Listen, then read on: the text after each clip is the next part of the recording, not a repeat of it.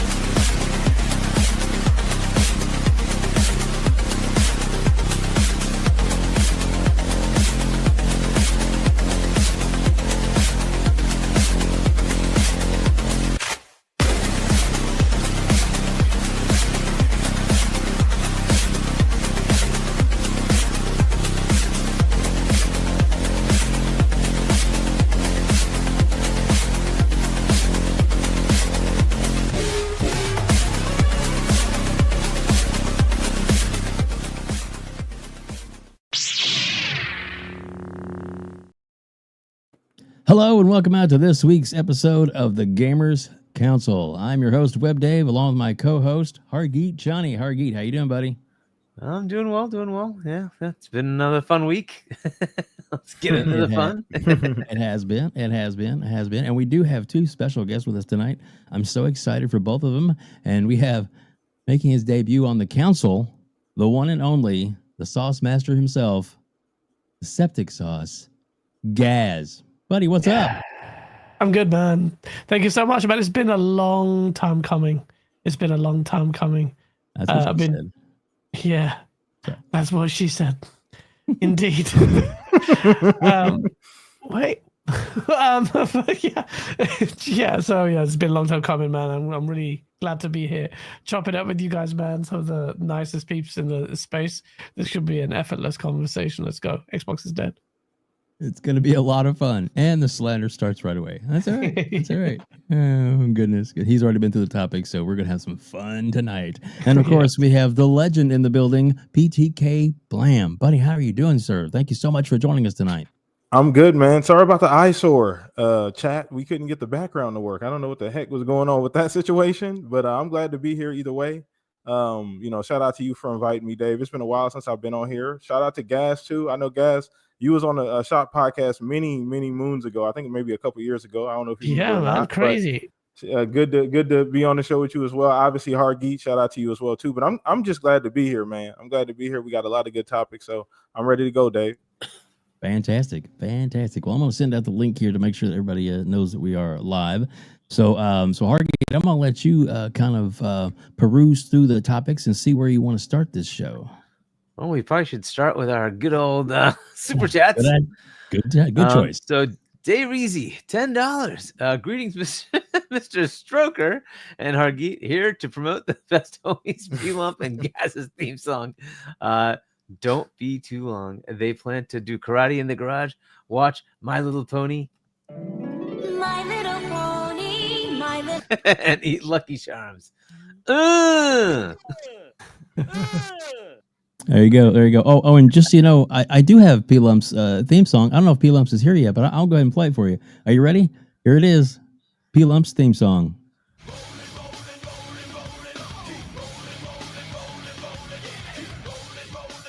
Watch him go. Watch him rolling. Watch him go. He be rolling down the street. He be rolling to the beat. There you go. P-Lump's theme song. Why? Oh my god, you guys are bastards. What? No. Because he's in a wheelchair, you disgusting shit. He is.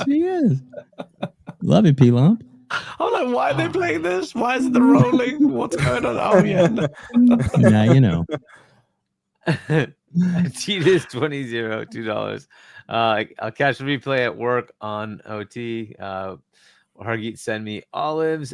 Sure, let's do some olives. There you go, buddy. Olives. Enjoy them olives. There you go. If you like this video, please hit the like button. Oh yeah. All right, let's just go into the fun one with marathon marketing. Let's see what's going on with that. Yeah. So the apparently the official marketing in overseas in Europe has been pulled So in other words, it's not going to be starting It's dead, Jim. when they thought it was. Well, I guess we'll go. Gaz, we'll start with you. What are your thoughts on why this is happening, and what could this mean? PlayStation's dead. Looks like PlayStation's legacy, this generation of cementing itself as a studio that or a publisher or a platform holder that cannot do multiplayer right, is just coming to fruition in a way that I don't think any of us expected. It's so bad, thoroughly bad. It's comprehensively bad from their $3 billion acquisition with Bungie, and that just they did the, I don't know how that's faltered so much. We've had even down to smaller studios with Fair Games, and that's faltered. You've had Concord, and that is, well, represents one of the biggest failures outside of the ET game on the Atari. So with Marathon now, it just keeps getting worse and worse and worse. They can't catch a break. And we had last week this whole fiasco of the one good thing about Marathon was its art style, and that one good thing was stolen. And even that one good thing was actually not even implemented well into the game compared to their, CGI, bullshit stuff. And now we're finding out that they're just going to completely scrap the marketing in Europe. They're just that's coming from, I think, Colin Moriarty. So you can imagine that a whole exorcism needs to take place for him to come out and spit out that information. Although I say that, he also divulged, whether it's true or not, about the $400 million Concord budget. But now Marathon is going to be scaling back on its marketing. People are saying that the game is going to be delayed, which is, I guess, okay. It makes sense because there's just no hype for this whatsoever, either from the people who have played the game, done the play tests, or from journalists, or from their very own camp, because this week we also saw another article, I think it was Tom Henderson, reporting that the morale at freaking Bungie, I mean, this is the third article I've seen in last year about the morale being really shit at Bungie. But now it just sounds like it's freaking Abu Ghraib over there, because it's really bad. It's really bad. Not just this absolutely massive slap in the face with this, the art theft, which is a big deal. But also now, just they don't want to. They're pointing at leadership. The very things that we used to worry about, complain about, and suspect was a problem with 343 is now afflicting Bungie, which is interesting, isn't it? So yeah, man. Like, I don't know what's going to happen with this game. It's either going to get delayed, it's going to get released and forgotten, or it's going to get cancelled altogether at this point. The last bit will shock me, considering how much money they spent, how influential Bungie themselves were in canceling factions, which is hilarious to me, because they just told the biggest studio at Sony to sit back down, go back to the drawing board, and they didn't have their own shit in order. And I'm pretty sure whatever factions was going to be way better than whatever the hell this marathon's going to be.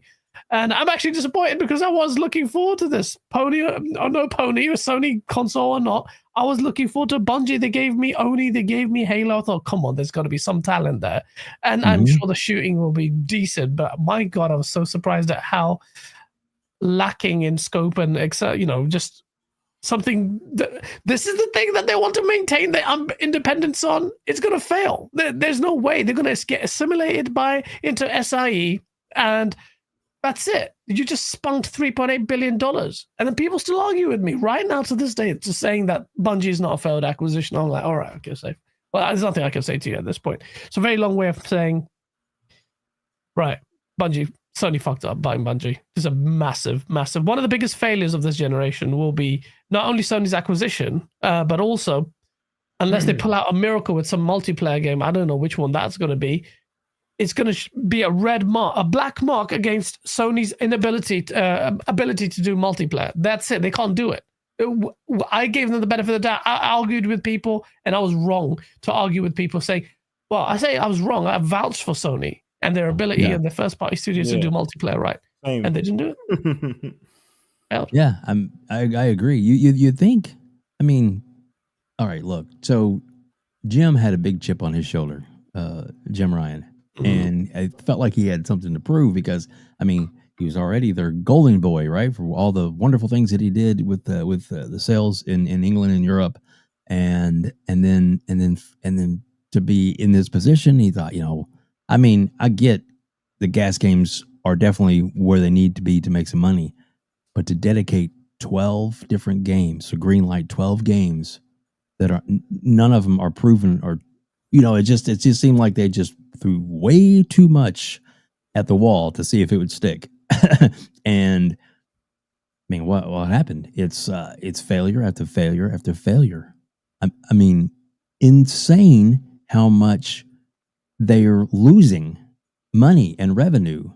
Now, I mean, all right. So, not to be console war, but I mean, of course, the diehards will explain it all that this is just, oh, I'm so happy that they're going back to first party and single player games and all this kind of. And it's like, you do not see the writing on the wall. Do you not see that the reason they were doing this, the reason Jim and them said, console sales aren't enough, the console gaming market isn't enough to sustain the money that they're going to need to revenue they need to generate. Why they wanted to stop the ABK deal to begin with is because they were afraid for what's happening right now.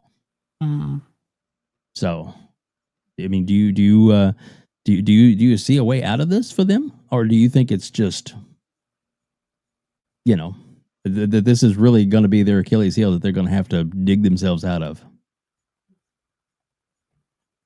You're asking me? Yeah. I think the damage is done, man. Like, how do you recoup the money? Like, how do you recoup the lost time? How do you recoup the lost projects?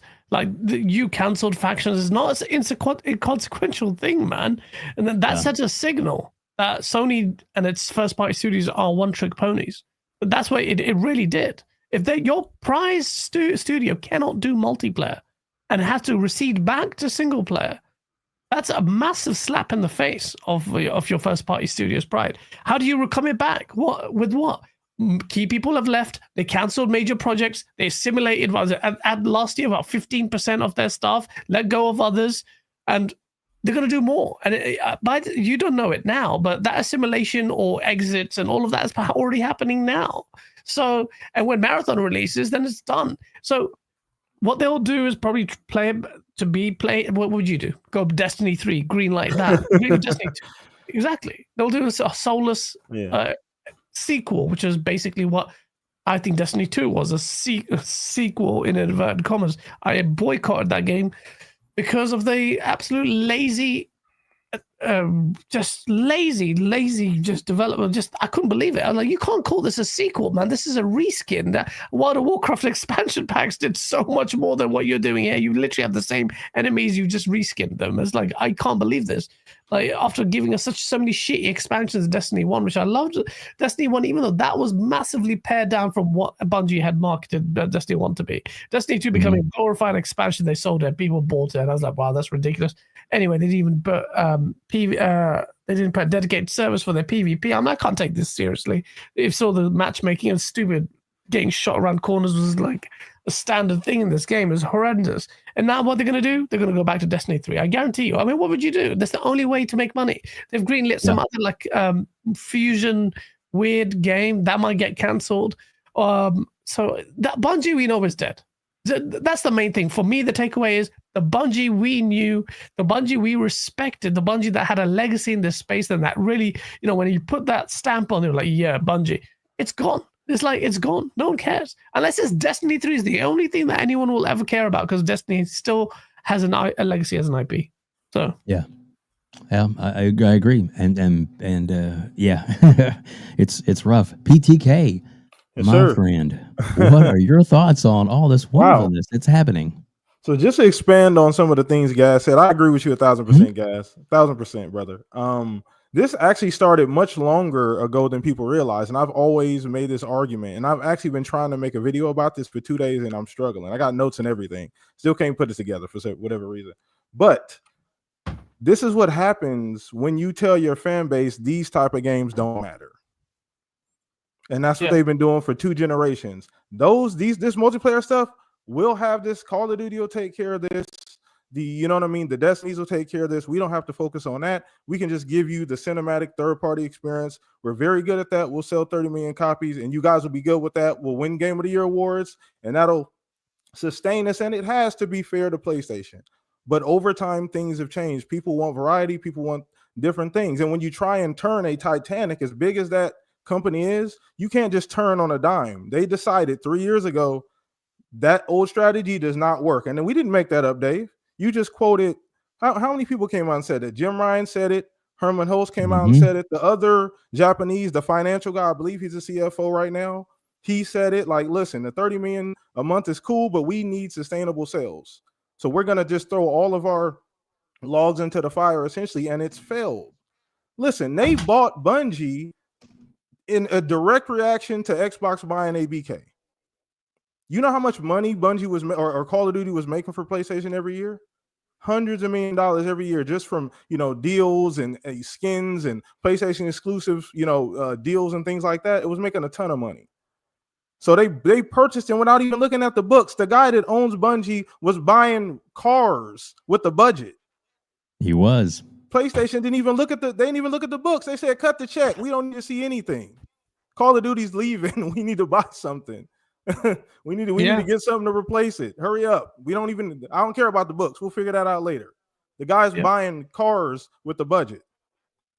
So like this is a weird situation for them to be in, but this is the corner that they painted themselves in. And guys is absolutely right. Enough people aren't talking about this. Sony's inability to make a live service game is a problem, and people don't want to admit that. People don't want to admit it. You need reoccurring income. Another thing that Sony doesn't have boding well for them is that they're not patient. Historically, these games, you do live service games, sometimes you take bumps on the head. Sea of Thieves didn't start out very well, right? Grounded started off with a very small team, but you allow these games to grow. You allow them to hit their head. You give the devs time to figure it out, no matter how small the team is. What are the odds PlayStation was going to do that with Marathon?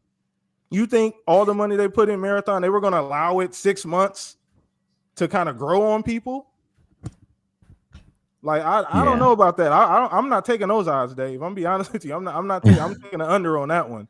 I'm not taking those odds, buddy. Yeah, that's traditionally not what PlayStation does. They don't usually give time for things to really, and that's what you got to do in this space. And it was already an uphill battle anyway, because as Gaz stated, the entire community wanted Destiny 3. They didn't necessarily want Marathon. And people were still excited. And what you brought to the table wasn't what people wanted. Arc Raiders came out in a weekend and blew you away. Yep. With no marketing. And a playtest. Exactly. The only marketing for the playtest was a tweet. You had a whole weekend, a live show with 250,000 people show up. And you still couldn't get 3 days. Arc Raiders came out and completely blew you away. So I don't really know what they're going to do. I think it needs to be delayed at the very least. I don't know what they could do at this point, to be honest with you. And this is the company you spent all that money on to be your filter. And Gaz brought it up earlier. They walked in Naughty Dog and said, that ain't it. Start over. They told Naughty Dog, what is this? This is Factions? Nah, no, I don't know what that is. Start over. And that directly led to where we're at with Factions and some of the other games. So this is going to be an interesting thing to see going forward, Dave. Are they actually going to be able to land a game like that? Are they going to be able to put out some first party that's live service? I have no idea at this point. I was confident that they would. They got the IPs to do it, but they keep throwing them in the trash can. They did it with Twisted Metal. They did it with, obviously, Factions. Spider-Man was a home run. That's a dunk. It's a layup. Even if it was like halfway done, people would have still waited for that game and played it until it was right. You throwing the dunks in the trash can. So I don't know what the strategy is at this point, and I don't really know how much time they have. And the funny thing about this, Dave, is that their fans think that they can just go back and do what they used to do. They can't. They're never going to stop making live service games. They can't. They have to try. You can't ignore it anymore. You was able to ignore it the last 20 years because that formula worked up until the point where it doesn't. And it doesn't anymore. It's not sustainable by their own admission. So they got to figure it out, Dave. Yeah, There's a good point about the fan base actually kind of hoping that they'll go back to single player like Naughty Dog did, but they can't ignore the gas pie, man. That brings too much money. Exactly. And Gaz, just so you know, I believe if you want to double check in a minute, and now you should be a moderator in the chat. I think you were under your old account, but then that you got your septic sausage, you should be a mod. Oh, right. Nice. Where's Ray Ray? Let me ban him. Abusing that power right away. Huh? Too funny. And Peel Up, we'll play your theme song here in a second. And also, quick note: welcome out, Epic Treasure. Great to see you here, and also great to see Mav here from Fun Speculations. Always great to see you, and all the amazing other people that are in the chat. Thank you all so much for joining us. We have over 150 people here are watching us live right now on X and on YouTube, and one on Twitch. All right, that works. Hargeet, I know you got some thoughts on this, and I would love to hear them. Oh, the fun. And the good thing you're here, guys, because I have an interesting question for you as well. So, all right, the potential for the marketing being pushed, there's several things here. First, the issue that they have with the art, right? What can they use for their marketing? They're going to have some content there, right? And the assets they have are potentially tainted, and like the entire game's aesthetic has been sort of lifted from some artists' work. So I don't know how they managed to fix this. And this is the question I have for you guys. Like here in the US, there would be lawyers lined up to talk to this person and say, yo, don't pay me anything. Doesn't matter. I'll get it from settlement.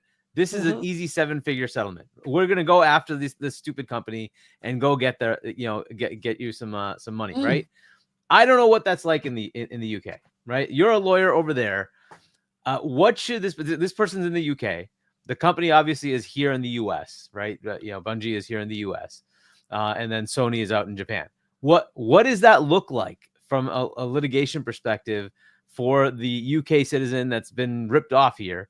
What would they do?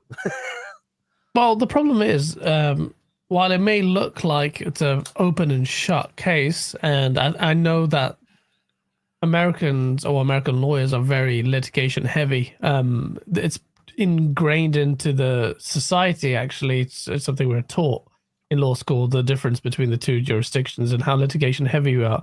Over here, lawyers are trained to inform clients and just generally avert, just kind of dissuade litigation, because litigation is a very lengthy and expensive process. And in this case, unfortunately for the artist in question, she's actually come out and said she's unemployed. She's an indie artist. She just will not have the bankroll to foot a very long, arduous legal battle, which may seem quite strong. And they're cross-jurisdictional issues as well. That will add to the costs of it as well. And there are maybe arguments about derivative work. She'll end up getting a payout if she carried on spending several £1,000s just litigating over a God knows how long period of time. So the best thing she could do if she's lawyered up already is lawyer up, assess, make some sort of valuation or assessment on the damages that she should be awarded, or considering how much of her artwork, and let's be honest, the best parts of it's almost wholly taken her art. It isn't just, not only did they take and steal and lift it in a way that no one could see because this was in the alpha and there was actual assets, literal assets just jacked there. Not only that, but the whole aesthetic has been lifted. And there were, Jahan Cross, who I was following. And before the reveal, I said, I can't wait for Marathon, which, me, I'm very antagonistic with the ponies on Twitter. So they were surprised that Gaz is actually excited for Marathon. And I've been for quite some time. And I was kept giving Jahan Cross. I followed these guys and I followed who I thought were the real artists, ended up being thieves. They were following her as well. So there's definitely a case there. I just don't think it will. She will be dissuaded for. First of all, are you gonna? It's massive. Not only just consuming in terms of money, it's also time consuming, and it's also a massive drain mentally. And artists can't really afford to be completely. You can't have that kind of baggage on you, otherwise it stifles you creatively massively. Or what she can do is lawyer up, suggest a settlement figure, or they'll take her on board or something. And give her a massive percentage of any payout. But if a lawyers are actually clever, or she has she has an eyesight that works, then she would say, you know what, I'm not going to link any payout to any bonuses because this game ain't going to be played by anyone. Just give me a lump sum right now, Sony. So yeah. Yeah, and you know what happens here, guys, is that the company being sued would also realize this, because you think it's bad for her. It's really bad for the company because they have to pay lots of money to very, very expensive lawyers here to litigate on their behalf. Yeah, and yeah. so It's the bad news all usual round, answer yeah. is, what can we do to get to the table and settle, right? Yeah. And so that's really all it is. And so like lawyers know that here. It is way, way, way in their interest for Bungie and Sony to settle this, right? And not have to actually go to a court, because then you'll have discovery. And then you'll find out these fuckers absolutely stole this shit, right? You will absolutely find out. And they do not want that. They absolutely do not want that, right? I mean, they don't want the reputational damage to persist anymore now as it is. It's already done massive damage. So oh, it has. Like, who's buying this game now? Honestly, just think about it. It had no like enthusiasm behind it to begin with. And this is from Bungie fans, right? Now you add this on top of it. How many people are going to be like, fuck you, I'm not buying this shit. Get out of here, you thieves. So I don't think that many. It could be 10%, it could be 5%, it could be 20%. But when you have shit for freaking enthusiasm to begin with, when you have numbers like this, what do you think that's going to add up to? Do you think that Marathon was going to get Destiny numbers? That ain't going to happen, right? Like, I have zilch, for instance. I bought both Destinies because it had a campaign. They had a campaign. I could actually play a co-op campaign, right?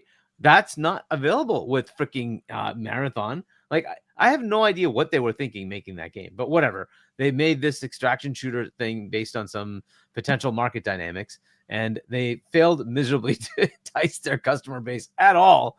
And Arc Raiders came in and absolutely destroyed them. As far as Marathon's marketing, look, I think they're stuck. They have to clean up all that.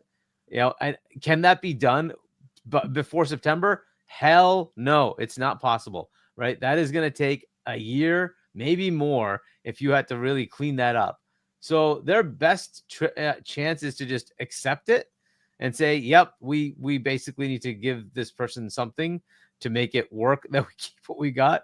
You can scrub the couple of assets, but as you said, the design language of their freaking game is based on her art. You just can't, like, it's just so blatant.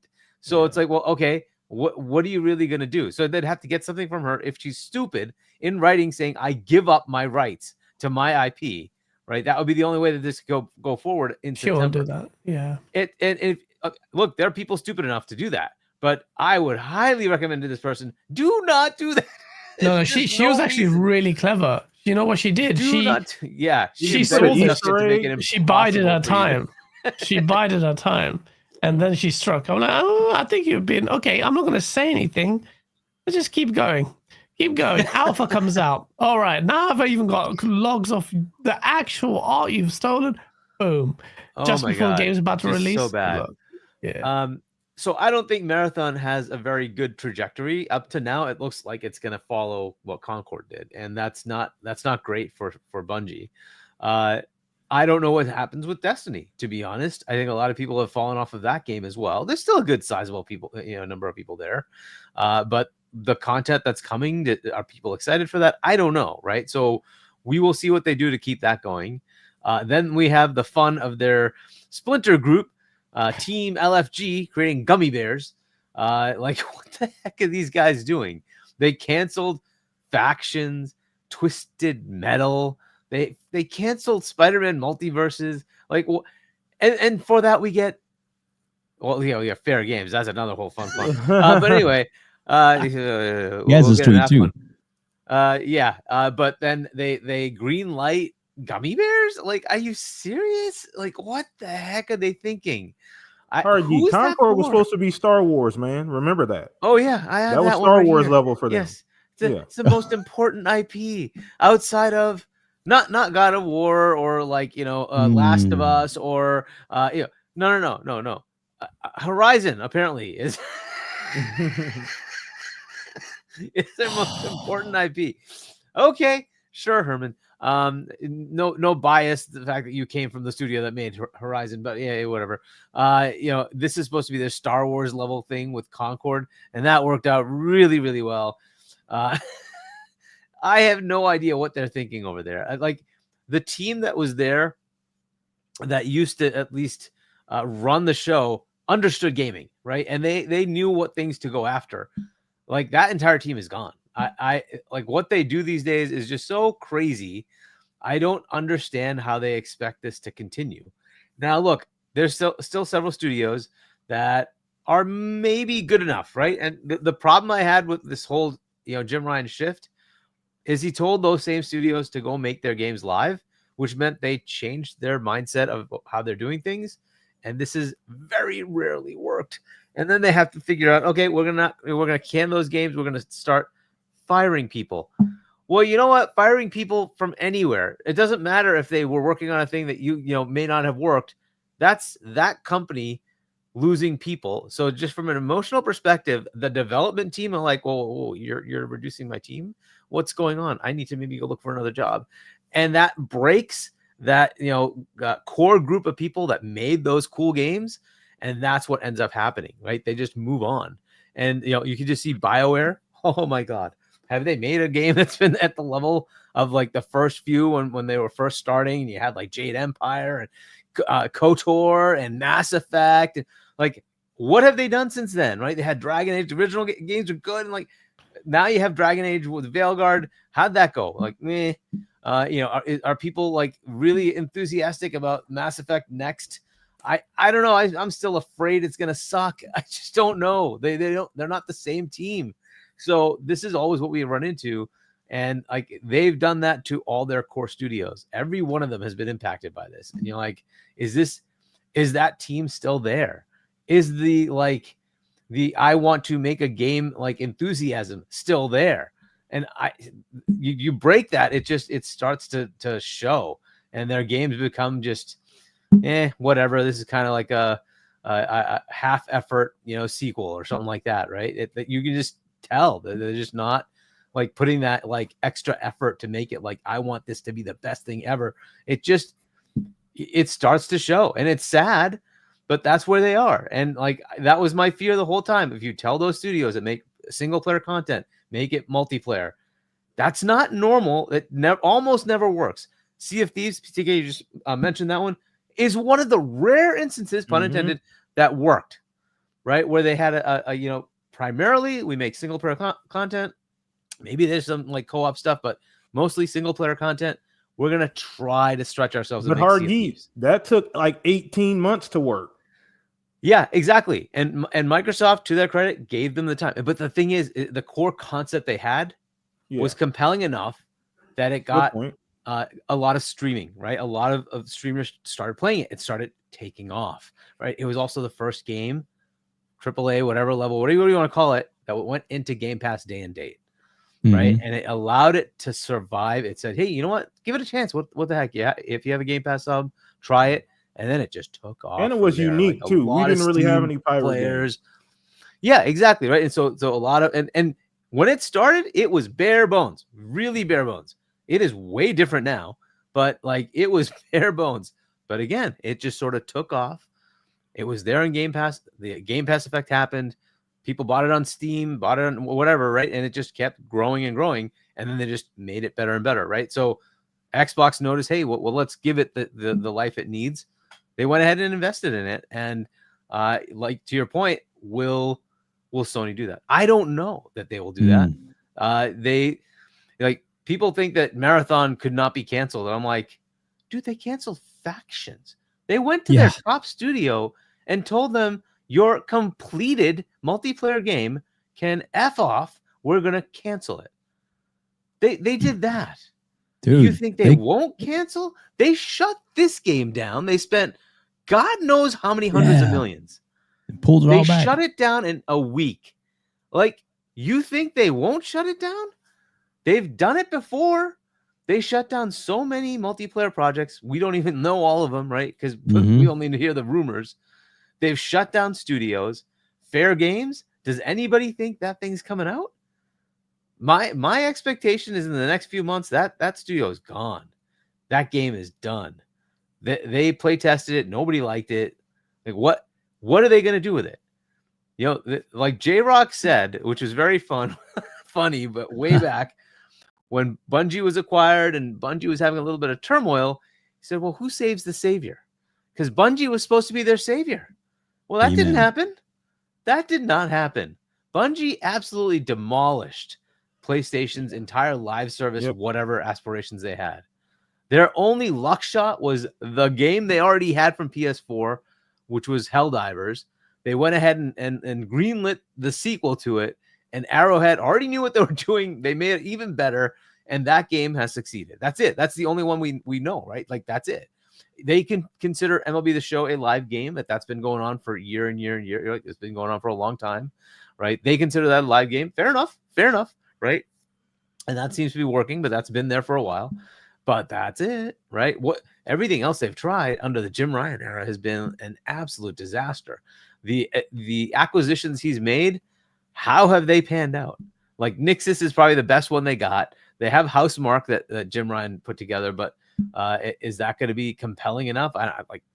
We'll see. Saros is to come, right? We'll see how that does as far as bringing in players. I don't know, man. Like, that company is just losing all of its luster. The games that I expect from them, I hope I still get some of them. Like Ghost of Yotai, I hope is good, right? Because if that doesn't turn out to be good, oh my goodness, what do they have? Intergalactic, I thought was like, okay, I'll give this a chance, but the PlayStation folks did not want it at all. It's got a near 3-to-1 negative ratio of like to dislike. That's insane, but that's where they are. This is PlayStation now, right? Basically, they live off of third parties, including Xbox, which is yet another story. But man, the marketing thing, I think they don't have the assets they can use because they don't know how much they've stolen. This is the fourth time. There's now a fifth thing with the story elements that have been stolen from another writer, which is now going to trial. Like, they are just not looking good. Like, Bungie has to be one of the worst acquisitions for PlayStation. All the crap that they've pulled has been pretty bad. I don't know if they've made their money back. I doubt it. And I doubt they ever will. So, good luck to them. But I would not be surprised to see major changes at that studio coming up pretty fast. And then as far as Marathon, it's headed in this direction with the Concord world. I don't know, man. Good luck to them. Maybe they put it out. It's probably going to get delayed just because they have to figure out the art. And that means a lot of time. That's my guess. Mm-hmm. I don't think it's going to be like, hey, September to November. I don't think it's that. It's going to be next year, if not later. And then, how much more money do you keep sinking into this thing? Yeah. If it's not resonating, it's got to go. And as you guys pointed out, Sony isn't going to be sitting there. Oh, let's invest more. Hiroki Totoki's like, you guys don't know how to make money. Why am I investing in this? So good luck. I would not be surprised that studio gets very changed. I don't know if they close, but it may be something at that level. Half of them are gone. The rest of it's Destiny only. And it's just keep Destiny 2 alive. And that's it. Yeah. Yikes. Yeah. How the mighty have fallen. Oh, you're so true. And to get to the post that Gaz put up, which I actually love. That's why I'm sharing that out. We'll cover this real quick, and then we'll get to the super chats, and we'll get to super chats in just a few minutes, guys. So hold in there. All I can say about the fair games. Weird. Yeah. I don't understand. So Gaz, fair games. I mean, you commented on this. It just keeps getting worse. It says fair games from PlayStation Haven Games apparently doesn't feel good to play, and it's super clunky in this current guise. I guess the current state that it's in. And these are some of the sacred symbols that was saying this, and you know how good they think PlayStation is. So what are your thoughts on the fair games, and what do you think that's going to happen, man? Yeah, so this one, looked so generic that even the most hardcore of PlayStation guys were straining to be excited for this one. The only good thing about it that people were hyped about, or at least hopeful about, was the fact that Jade Raymond was involved with it. And then she left before the public playtest just a few weeks before it, which didn't inspire confidence at all. And feels like that is a sign of things to come. And now we are hearing from Colin Moriarty's Sacred Symbols that the game had a pre-alpha under codename Project Hearts, and the feedback was atrocious. It felt like apparently it was a battle royale crossed with an extraction shooter, and I think extraction shooters are this new source now. Everyone's trying to desperately go. It seems like people really want to milk multiplayer and the gas space, and they see battle royales dwindling in popularity. So they think they're looking at some of the bigger successes, like even they came, like Tarkov was a success that came from nowhere, and they think, oh yeah, this is the one. This is the new multiplayer formula. We can really make this work. And then they tried to do, but this one is interesting. They tried to combine battle royales with extraction shooters, and apparently it's got elements of Fortnite and The Division, which is, these aren't two titles that I thought would have any kind of synergy with each other. So I guess that works. Well, it doesn't, because apparently it's just bad. And also Jason Schreier's also reported very similar problems with Fair Games. So massive failure again, potentially for PlayStation in the gas arena. They've gone for the blue sky with the Bungie team, then they went for the big Jade Raymond name, and then they went with I don't know what the hell Concord was, but that apparently had $400 million. That was also ex Bungie devs in a different ex Bungie devs team, right? And then Team LFG, which is ex Bungie devs. I'm just saying. Well, Microsoft dodged a bullet, it seems, by giving them that freedom, because as good as Destiny was, they may have seen a fly on the wall. It seems like, well, that's Bungie anyway. But with Fair Games, I'll just go back and just say that this doesn't look good at all. But I don't want to write it off. You never know. They ultimately, the mechanics of a game can surprise people, and there may be an element of it that that would gravitate. If you get enough people to like something, then that there's a potential that it can make a splash. None of us have played Marathon, I think, or have played Fair Games. So just you never know. But it's very slim. It's so slim. It's like it's slimmer than Satya Nadella denouncing his leadership and redoing a U-turn on Xbox exclusivity, and that's how slim it is. But you never know. This is another backhand to Sony. After this, what's left on the gas endeavor? What good gas game have they got? Which promising gas game has Sony got? After God knows, I've lost count of how many games they've cancelled. So name me one. I can't think of it. Helldivers is it? Yeah, and they're not even responsible for Helldivers. They didn't really do anything but help pay for it, right? Or they assisted in some way. I don't think they had anything creatively to do with the game. Yeah. And Arrowhead don't even want anything to do with them after the Helldivers. So they're moving away from them as well. So it's like, right, okay, so you've got Helldivers, and that game alone actually showed them. This is the thing that people think, oh no, they'll go back to their single player. Are you stupid? Have you seen the one title that coming from a third-party studio was, and it's PC release, by the way. So this is double-pronged. So PlayStation guys are hoping that PlayStation will pare back its PC support and will stop doing the gas stuff because they're so crap at it.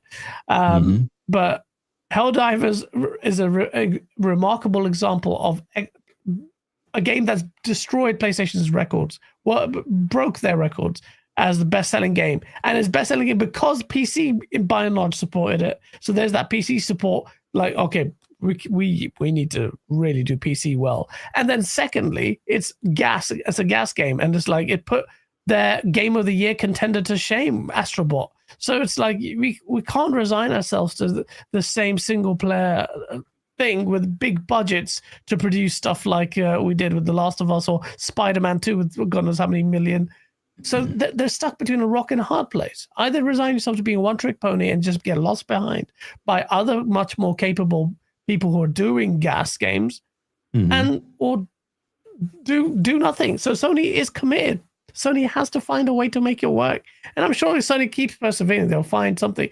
The answer is in their face, in my opinion. The SOCOMs and your kill zones and all those IPs that the PlayStation guys herald as such good, excellent IPs, and they get repeatedly spat in the faces of.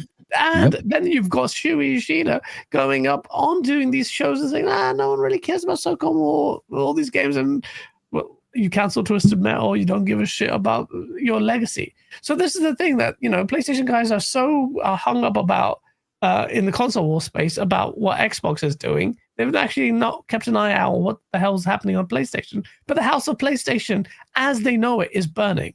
The PlayStation that they knew and loved has long disappeared. I've said this so many times. I repeatedly retweet my annual, almost annually, now it's biannually, on one of my tweets where I basically said, and everyone came at me when I said, the PlayStation you loved is gone. And every year something like this happens, retweet. Just a reminder, and people get pissed off again and again and again. And it's like, I don't know what to say to you. I want them to do multiplayer. I think they can do it really well. I think they can, if they had common sense and not chase trends, and they had any faith in their own first-party studios and their own IP, fundamentally their own IP, but they don't. And maybe they will learn, but it's a long, arduous journey for them.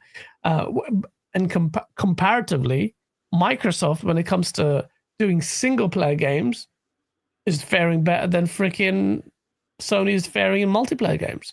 So that's a good point. So which one's more talented?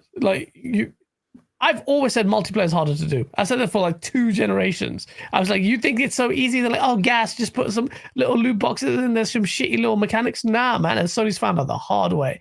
And Sony got cock slapped so hard by me. But in this narrative, I'm going to keep reminding them that you suck when it comes to it. And this is a failure after failure after. Naughty Dog already gave me the ammo. If your Naughty Dog can't do it, then good luck.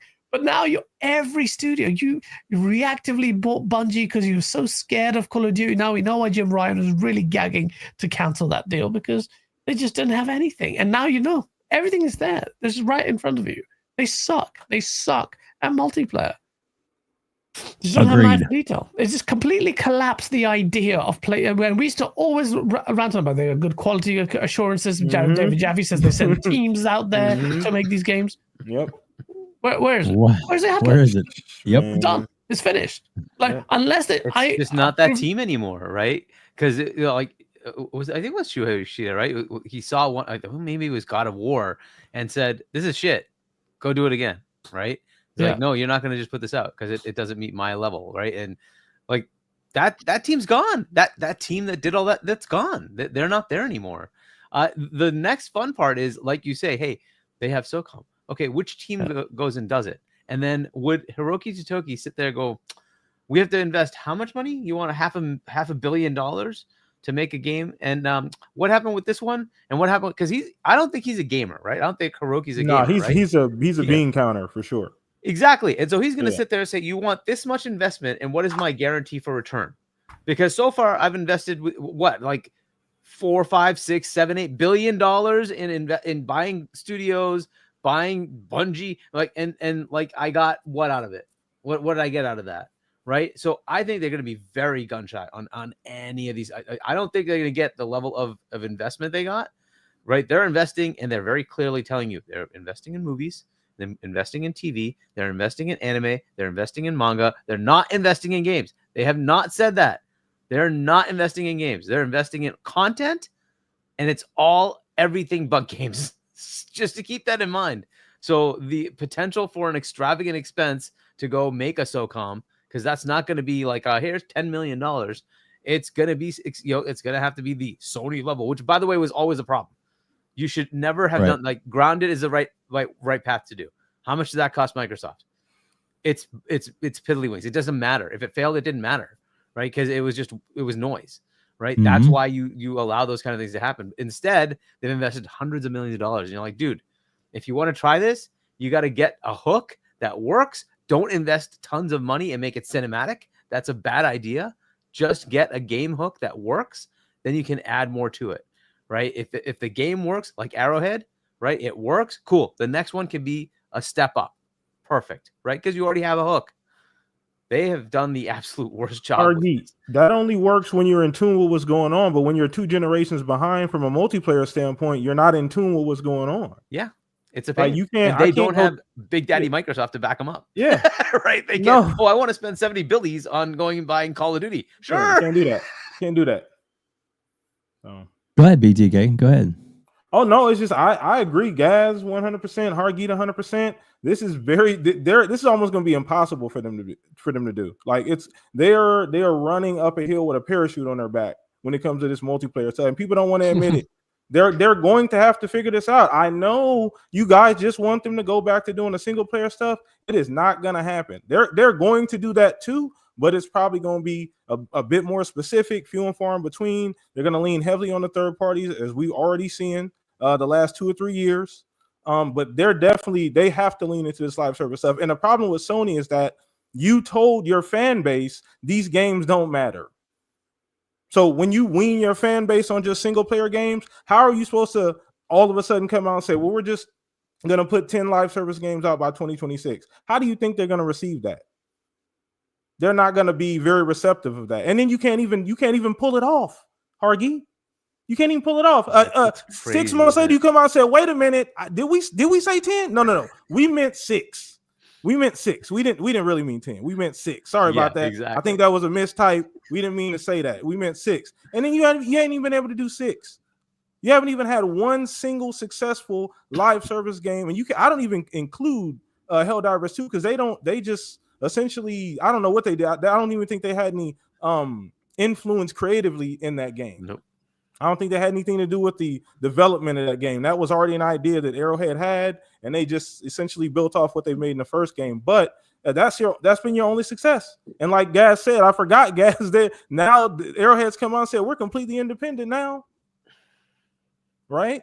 So I mean, at this point in time, I don't know what they're gonna do. There's no parachute. You went out and spent $4 billion without looking at the books. Bungie was over there cooking the books, and you didn't even look at it. Because you was in a rush to try and, fight or find a safety net because Call of Duty was going away. So it's a very, very arduous position for them to be in. But the fans are going to have to get used to it, man. I'm sorry, PlayStation guys. I apologize, but you're going to have to get used to it. And it's ironic. I know we're probably going to talk about this, that the timing of this Xbox initiative and them putting games everywhere, you guys should really be saying thank you. If all you own is a PlayStation, you should really be saying thank you because you've gotten about 10 brand new games this year that you never played. So I know we're going to get into that, at some point in time. But yeah, Sony's in a weird position, and it's going to be interesting to see how they fix it. Like, I don't really know what they're going to do. I don't know how you hit the reset button after spending so much time, resources, and money on this live service initiative. Yeah, I agree 110%. We gotta get some super chats out of the way. We got a bunch of them building up real quick, but I do want to bring up this real quick. And this is Colt Eastwood posted this, and of course we love Colt. And but his comments here. Unfortunately, PlayStation's first party studios can't pull off multiplayer games. Who can help? And of course, this image really covers. All the way back from All Stars. Which that started off as a pay game, and then they're like, "Yeah, we'll just give it to you." when they realized just how bad it was, and then all these other services and stuff and games and stuff that they come out with, and Concord pulled and factions canceled. I mean, the day after the guy was on, where's factions? Sony, where's factions? And then factions is it's gone. Thanks for participating. Sheesh, man. Yeah. Can I ask you a question, Dave? Before we move on, I have a question actually for all three of you gentlemen. What could Sony realistically do at this point? Like, is there anything that they can do? Like maybe just bide their time? Because obviously, things aren't going to continue to go this way forever. But like, what's the realistic out for PlayStation as far as a live service? Because we all agree they can't ignore it, right, guys? You mentioned that as well earlier. They can't just at this point in time. So what do you do about it? Like, do you create smaller teams and let them cook, and then just try and hope your other first party stuff carries you? Yeah, I mean, that is really the answer, right? So somebody like Arrowhead, for instance, they could just buy them and say, hey, whatever, you guys actually had a working formula. Now, will that continue? How long will Helldivers 2 keep going? I don't know. It's very hard to have a game that will continuously keep working as a live service game. You have to have something that's really compelling to break the mold of the games that people are already comfortable with. Is there a possibility for somebody to make another Minecraft? Well, it happened. It's Roblox, but it's very, very challenging to do something like that. Roblox is now worth 40, 50 billion, whatever, crazy. right? Yeah. So Crazy, yeah. there's no chance that they could get that. That's the thing they need, though. They need something that will just continuously keep going. The other one would be Epic with Fortnite, right? It's so entrenched that the chances of you disrupting Fortnite and replacing it, it's just not likely. You'd have to have something crazy to do that. And so out of all the ones that came up lately, there've been a lot that have been good, but they kind of all fizzle. But Marvel Rivals, for instance, is kind of stuck a little bit. Well, I don't know. We will see, right? You would have thought that like the little multiverses thing that they had with Warner, right? The DC characters, that would have stuck. It didn't. It failed. The studio's gone. And like, this is kind of the world it's in. It's very hard to do this. Once it's established, like, it's going to be almost impossible to replace COD, just because it's now culturally ingrained in people that that's the game, right? And it's just so hard to now replace that. People have tried over and over and over. This is the COD killer. This is the COD killer. The COD killer ends up dying, right? And COD is still here. So it's just so difficult to do that kind of thing. You can try to hit a small indie dev and see if it works out, and maybe they'll get a live service out of it. But the way they've gone about it is, hey, we'll make a AAA level, high quality live service games. Well, why? That's just not a good idea. That whole thing failed. I thought Bungie was a great potential, but it is fizzling. It's just not working. And the next game they made, Marathon, I believe, like, this is just rumors, that they actually, were looking to do a single player campaign, but they didn't get the funding to do the single player campaign. And instead it's now this extraction shooter thing. That just takes me out of it entirely. I don't care. All I want is a single player campaign, right? And in Bungie fashion, I want to be able to play that campaign with my friend, right? That's the whole point. That was what Halo was for me, was I played that game with my friends when it came out, and it was spectacular and awesome, and the game was fantastic. That has not been Bungie for me for a while, but at least Destiny 1 and 2 both had a campaign, and Marathon's coming out. It's just PvP with PvPE as well, right? I'm like, no, I have no interest in this. What are you doing? So this is kind of where they are. So normally I would have said, hey, Bungie, that's a good acquisition because you've taken something established. It's working. Cool. You can keep that going, right? But they didn't. They made that fail. Even Helldivers 2, they freaking killed that by adding in, hey, we're going to add a PSN login requirement. Then they rescinded it. But when they did that, they did the damage. The damage was done. A, they pissed off Valve, and then B, they pissed off their fan base. That was an absolute disaster. I don't think they've really recovered from that. The sales after that have been abysmal. Before that decision, the sales of their games that went to PC were all good. After that, it has not been that good, because they remember you effed around. And like, this is the kind of stuff that they just did not learn, right? To be fair, Xbox learned this way earlier when they made that, like, Windows Live, whatever the heck it was they called it. That failed miserably, right? And they caved and said, all right, to hell with that. We're going to go the normal route. We're going to put our games on Steam. We're going to put it on Microsoft Store. You can buy it either way. We don't care.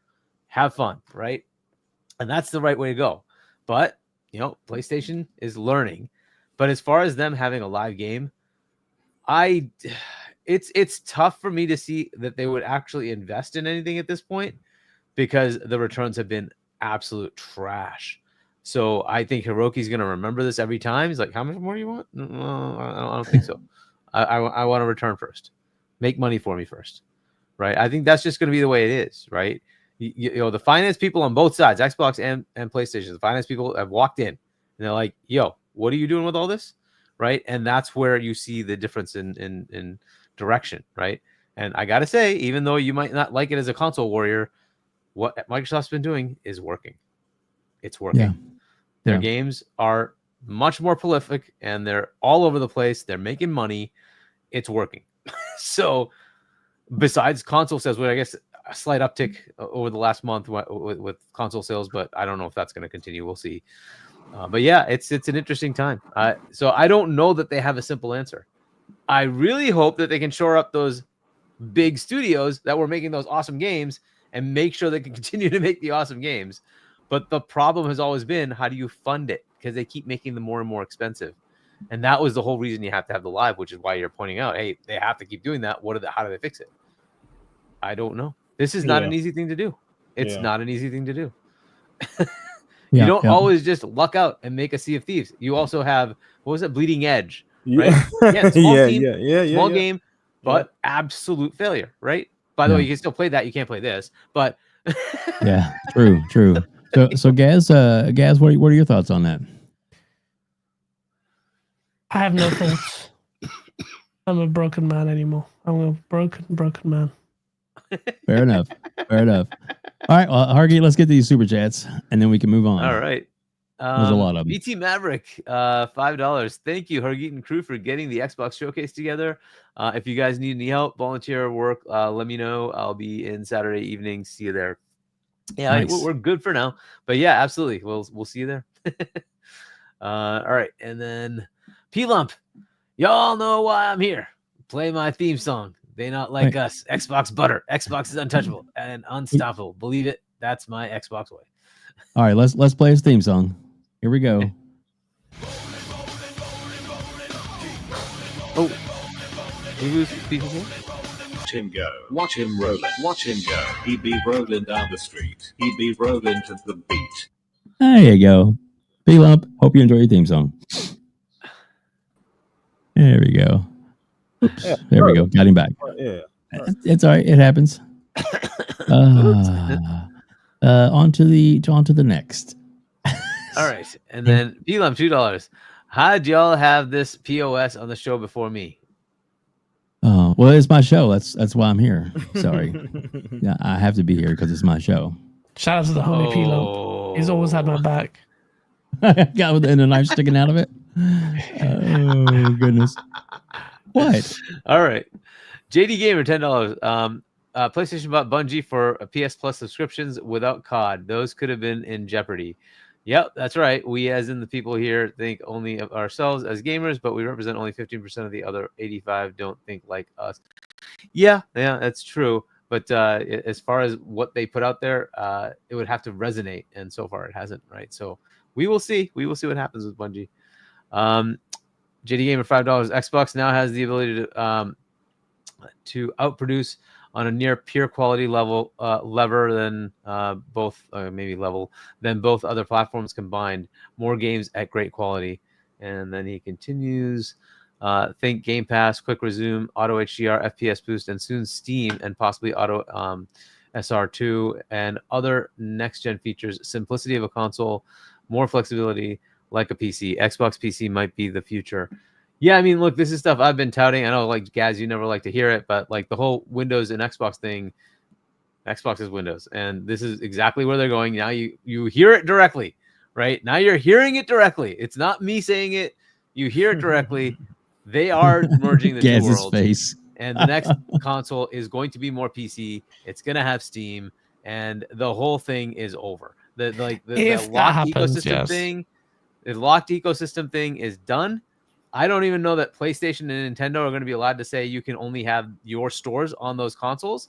I think that's going to get challenged because that's where Apple is right now. They're being forced to allow other stores, right? That's going to happen. And you can't say ecosystems can be locked anymore. I think this whole thing is done. So we'll see how this goes. But yeah, so JD, there's a lot of truth to that, and just game after game after game after game. There's just so much content now. It's crazy on the Xbox side, not so much on the other side, but that's okay, I guess. KY Bob, I guess member renewal for 3 months. Hey, buddy. KY. Thanks, buddy. All right, anonymous boss. Like Hargeet said, he's a CEO. You're a CEO. CEO. What's going on over there? Killzone gone. Yeah, that's true. That's another one. They have that, but like Killzone was also kind of on the decline, right? And that's unfortunately where they are. So I like Killzone is Guerrilla, right? And they're on Horizon, right? And that's kind of where they are. I don't know if that's gonna really light things up. I think their multiplayer is still on. I think, right? So yeah, we'll see what they do with that. Gaz said this earlier before we go on to the next super chat. So Gaz said this earlier about the Twisted Metal. I mean, that is a no-brainer, and they canceled that. And not only that, but at the time, it was a hit TV series that's really getting traction, and it got really good reviews, and it was doing really well. And then all of a sudden, let's just cancel the game. If you fix the game, if you got it in your chamber, you tweak it, you work on it, you get it going. You don't just cancel it. I don't know. It just seems dumb, absolutely dumb. And that's a big franchise for them. And you know why those all got canceled, right? Because that's when Hiroki stepped in, right? Yep. He saw, what the heck are you guys doing? Why are you taking my money and doing nothing with it? And that's when he said, what is the viability of this? Okay, goodbye. Viability of this? Goodbye. So he's the one who went and not, cancel, right? Because that's when he stepped in. That's when all these games got canceled. So that's what's going on. And this is why I don't know how they managed to do another one, because he's going to be very, very reticent to say, I'm going to give you more money to go do a live game when you have zero success. Good luck with that. KY Bob, $10. We got the Master Jester Gaz, the Jedi Intellectual Hargeet, PTK Blam talking shop, and WebDave showing the way. All Xbox had to do was let Bungie make something other than Halo for a little bit. Shaking my head. Maybe, and maybe they could. This is a fun one. King David makes all sorts of fun comments, and he says that like this is the plant, right? Bungie is actually helping destroy PlayStation for Xbox. And I'm sitting here going, is it Pete Parsons the guy, right?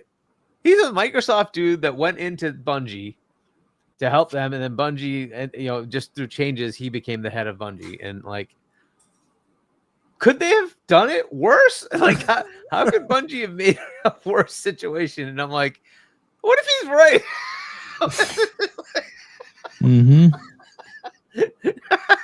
I mean, they literally are in the same city, right? They're all like, what if they really are? Hoggy's losing Trojan horse. Yeah, it's so crazy. But anyhow, JDK for $5. PlayStation needs for every major studio to have 2 to 3 semi-autonomous skunkworks teams making AA and AA plus level games. Yeah, I agree. They should be doing those kind of things. Some of them are trying to, right? But yeah, that's good smaller point. games. and they had some good studios in Japan, and they shut them down. Oh, yeah. And so all they have is like the team making Astro now is like the Team Asobi or whatever they're called. But yeah, which is a disappointment to me. I liked some of the quirky games they were making, but oh well. Yeah. So games within the studio for multiple projects. Yeah, I think that is definitely something they should look at. P-Lump, don't say I'm your damn homie. Shout out to P-Lump, the homie, man. He is the homie. He's always stuck through thick and thin. Even though Shaun gave him so much shit for us being friends, but we're like this, man. Shout out, P-Lump. There you go. There you go. We be rolling God together, Emperor bro. Sofa King, $2. I like green apples. Sup, peeps. Okay. All right. And then Day Reezy, $5. Don't y'all find it suspicious? P-Lump always tells people to play his theme song, but he never plays his own theme song. Exposed. You're exposed. You are exposed. Exposed. All right. Sorry. We're caught up on supers. Whoo! Wow. Where do we want to go with the show now? And to welcome out Special Nick. We got Red Dead Panda is in the house. Holly is here. That blue number. Red Wolf Renegade is here. and so many more. Thank you all so much for being here. Lotus Esprit, good to see you, my friend. So many others. All right, we got 2 more super chats. Let's knock them out real quick, and then we'll Sure. and then we'll move on. The lies that slander, we taking him to court. From Phelan. Talking about the artist who made Bungie, or Yeah, that's what it's got to be. It's got to be not Gaz. Gaz is the man. good luck taking me to court, bro. You're gonna lose that battle. Yeah, I was gonna say, he's a lawyer. I wouldn't try that. You can't take me to court for loving you, brother. Don't deny it, bro. Exactly.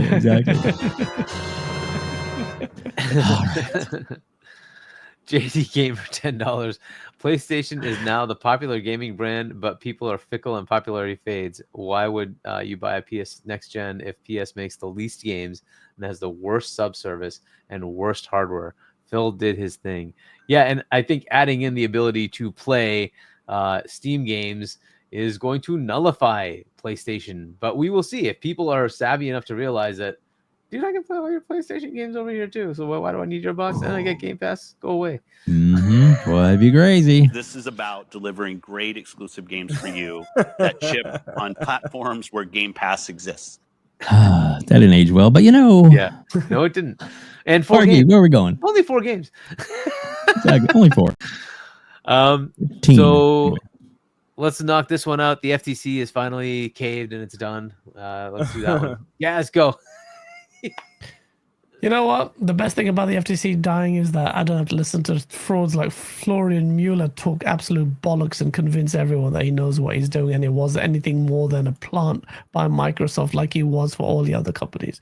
But other than that, what a waste of taxpayers' money, eh? Fighting this thing on grounds that were just absolute bollocks. The way it was handled, the saga was something else. The drama was insane. Entire channels were made. I think Destin Legary just basically was exclusively ABK channel for the longest time. And Post Up is how I got to know him through the ABK. So it was fun in games. Then it dragged on. And then it finally went through. And the opposite happened. Microsoft didn't enhance competition, but they just opened their legs far and wide. All the stuff that at the FTC, had they been forthright in explaining to everyone what they actually intended to do the whole time, they would have had an easier time at the tribunals. Anyway, they're like, yeah, we bring everything to PlayStation, everything. I don't know why they didn't do that. They were just so scared to let the fan base down at the same time because the fan base were really relied on the fan base to rally that stuff. Even like Lulu showing massive follows me, sharing DMs. But all this was part of utilizing or using us to push that through. That the court of public opinion was actually a fundamental cog in this, or weapon in this whole affair. So it was a bit icky to be part of that. Being used that way, but at the same time, I knew what was going on and weaponized it and made content out of it for the memes and for the jokes. But it's done, and already Xbox guys are like, "Oh well, which studio next?" I'm like, "Oh my fucking dude!" It's like, who cares? Who cares? Oh, because I can get it on my Game Pass. All right, well, fine, you can get it on your Game Pass. It would have been a much more exciting landscape if Xbox retained their exclusivity. Can you imagine Xbox? Just imagine now that Xbox didn't do this multi-plat bitch mode strategy. If that's what it is a bitch mode. We were bitches. And they stuck a big middle finger to who? Hargeet. That's what they did. They were like, sorry, my camera's here now. Fuck. They said that to you because you came into our showcase. You are a dedicated fan. All of this Xbox fan fest, you had to gather together. We take pictures and do these things. And then the moment this happened, they're like, no, we don't need them anymore. The PlayStation guys, they fund us. They're going to be buying our games for us. We're going to have their labels on. And poor Hargeet's out there organizing stuff and getting, which I'm sure is going to be a really good event. But he's doing it himself. Like you rallied, galvanized, and used this fan base so much. And they were such a big part of the community. There was a positive thing. There was a positive buzz. It felt like you're part of something. I wasn't that involved in it, but I was still like through Cole or even at Gamescom, I went there. I met Aaron Greenberg. It was nice to be part of that kind of thing, although I had my pony mask with me. Aaron Greenberg refused to actually. There's a clip online where I'm like, Aaron Greenberg, can you just step on the pony mask and point it? Because like, no, I can't do that. I can't do that. And now we know why. It's because he's like, no, those are my homies now in the future, man. I ain't gonna shit on the hand that feeds me. But yeah, the FTC's done. The whole fiasco was arduous.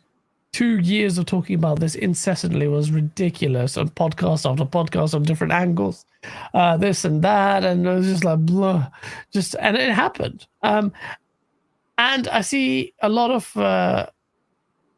narrative shifting. Some Xbox guys are like, "Oh, I wish it didn't happen. Maybe they would stay exclusive," which is such the wrong mentality about it all. That's just completely wrong. It's literally saved Microsoft, Xbox gaming division, really. Made them really potent. But they might, do expect Microsoft to now start looking elsewhere to buy other things as well now. Because if they could acquire ABK, and all the concerns regarding their competition stuff is completely dig down the toilet because they are basically a third-party publisher, right? So what's the concern there? There's going to be no depriving anyone of the experiences that they're used to because Microsoft's not interested in doing that. It's not my birthday, Sapphire, but thank you. But it's just... So Xbox, it will look to acquire more. It's not an acquisition I'll be in favor of, really, because for me, the whole consolidation thing was really pro-competition, and Microsoft's refusal to remain competitive in that sense is not really something I'm excited about. But they will. It will benefit consumers, Xbox Game Pass subscribers, I'm sure. There's a long-term play that actually does add pressure on Sony as well. I don't think people think that because Microsoft's capitulated in the direct competition stakes, Sony are okay. They're happy. They're laughing at the 30% that they're making and blah, blah. They'll be happy. They don't care if Microsoft acquires more. No, they need to keep their wits about them because Microsoft is gaining steam. No pun intended. More ways than one, maybe. Yeah, in many ways, many more ways than one. And their games are doing well. Game Pass, if they thought was unsustainable before, it's a hell of a lot sustainable now.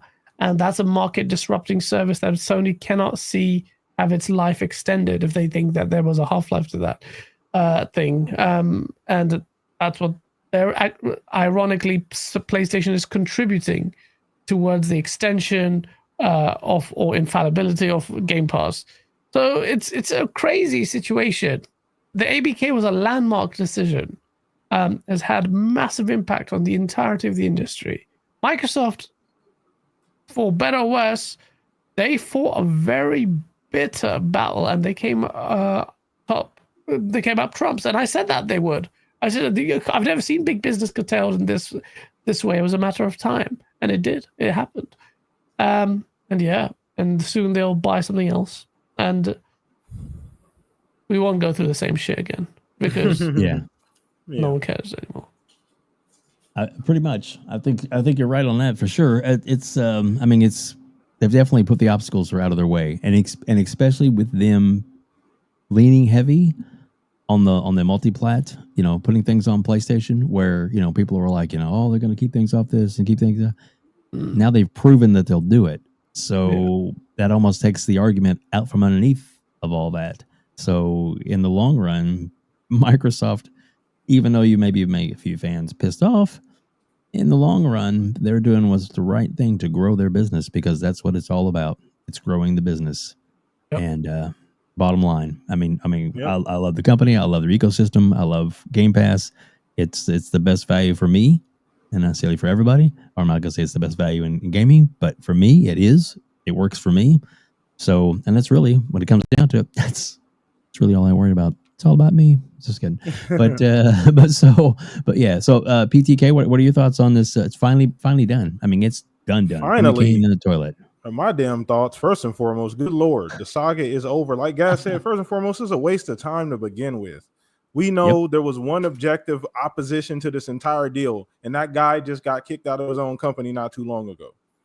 So, Mhm. the entire industry was okay with this to begin with. I think that's well documented. Nobody else had a problem with them purchasing ABK. There were plenty of other CEOs from very large companies. Take-Two, I think Strauss came out and was like, I don't give a damn what they do. They can buy 3. They can buy. Matter of fact, we might be trying to sell 2K or something. Nah, but just everybody was okay with it. And it was a waste of time to begin with. So, and I do like the fact, guys, you brought up the point that they were fighting for a much larger prize, fighting the political agenda that the FTC had, because that's what it was. There was a political agenda. They were trying to stick their hand in a cookie jar that they had no business being in.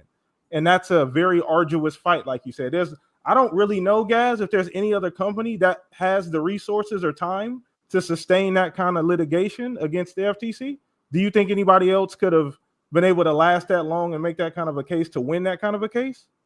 In gaming or generally? Yeah, as far as any other publisher or Nintendo or not. Well, Nintendo is different because they're Japanese, but do you think anybody else would have been able to? No chance. Did you see the penalties that they had to pay, like for ABK? Well, we're talking about the scale of the transaction. If you're mirroring this case, who could do it? No one. There's not a single person. Tencent, maybe not even they could do it because they didn't have that cash reserve like Microsoft did. So no, it would only be Microsoft. And Microsoft's the ones to push it. And the entirety of the industry beyond gaming was looking at that with the eagle eyes. Yep, no, absolutely. It's 100% correct. So once again, glad that it's over. Glad that we got through that. I do believe it's made them a better company. It's made them more agile. And I know we all agree that everybody doesn't like the direction that they've gone in, but I don't think we can disagree that the quality level of games, the cadence and the pace of games that they put out the last 2 or 3 years, the marketing, the quality of just the showcases that they've done, from the small ones to the large ones like the summer coach showcases, have all elevated the last 2 or 3 years since they've decided, look, this is what we're going to do. I've always argued that, look, I don't care what you decide to do. I'm rocking with Xbox until they say, hey, we're no longer doing this gaming thing. That's where I've always stood at personally. But I always said, if you're going to pick some direction, commit to it. And that's what they've done. I didn't want them to kind of play back and forth because, we don't want a jack of all trades. You know what I mean? We want to master somebody that masters their craft. And if you're going to do that, commit to it. And they've seen it commit to it. And we've benefited greatly, at least I have, from the amount of games, and hell, the entire industry has. Like I said, PlayStation, if you own the PlayStation and that's all you play, you've gotten 10 to 12 brand new games from Xbox this year.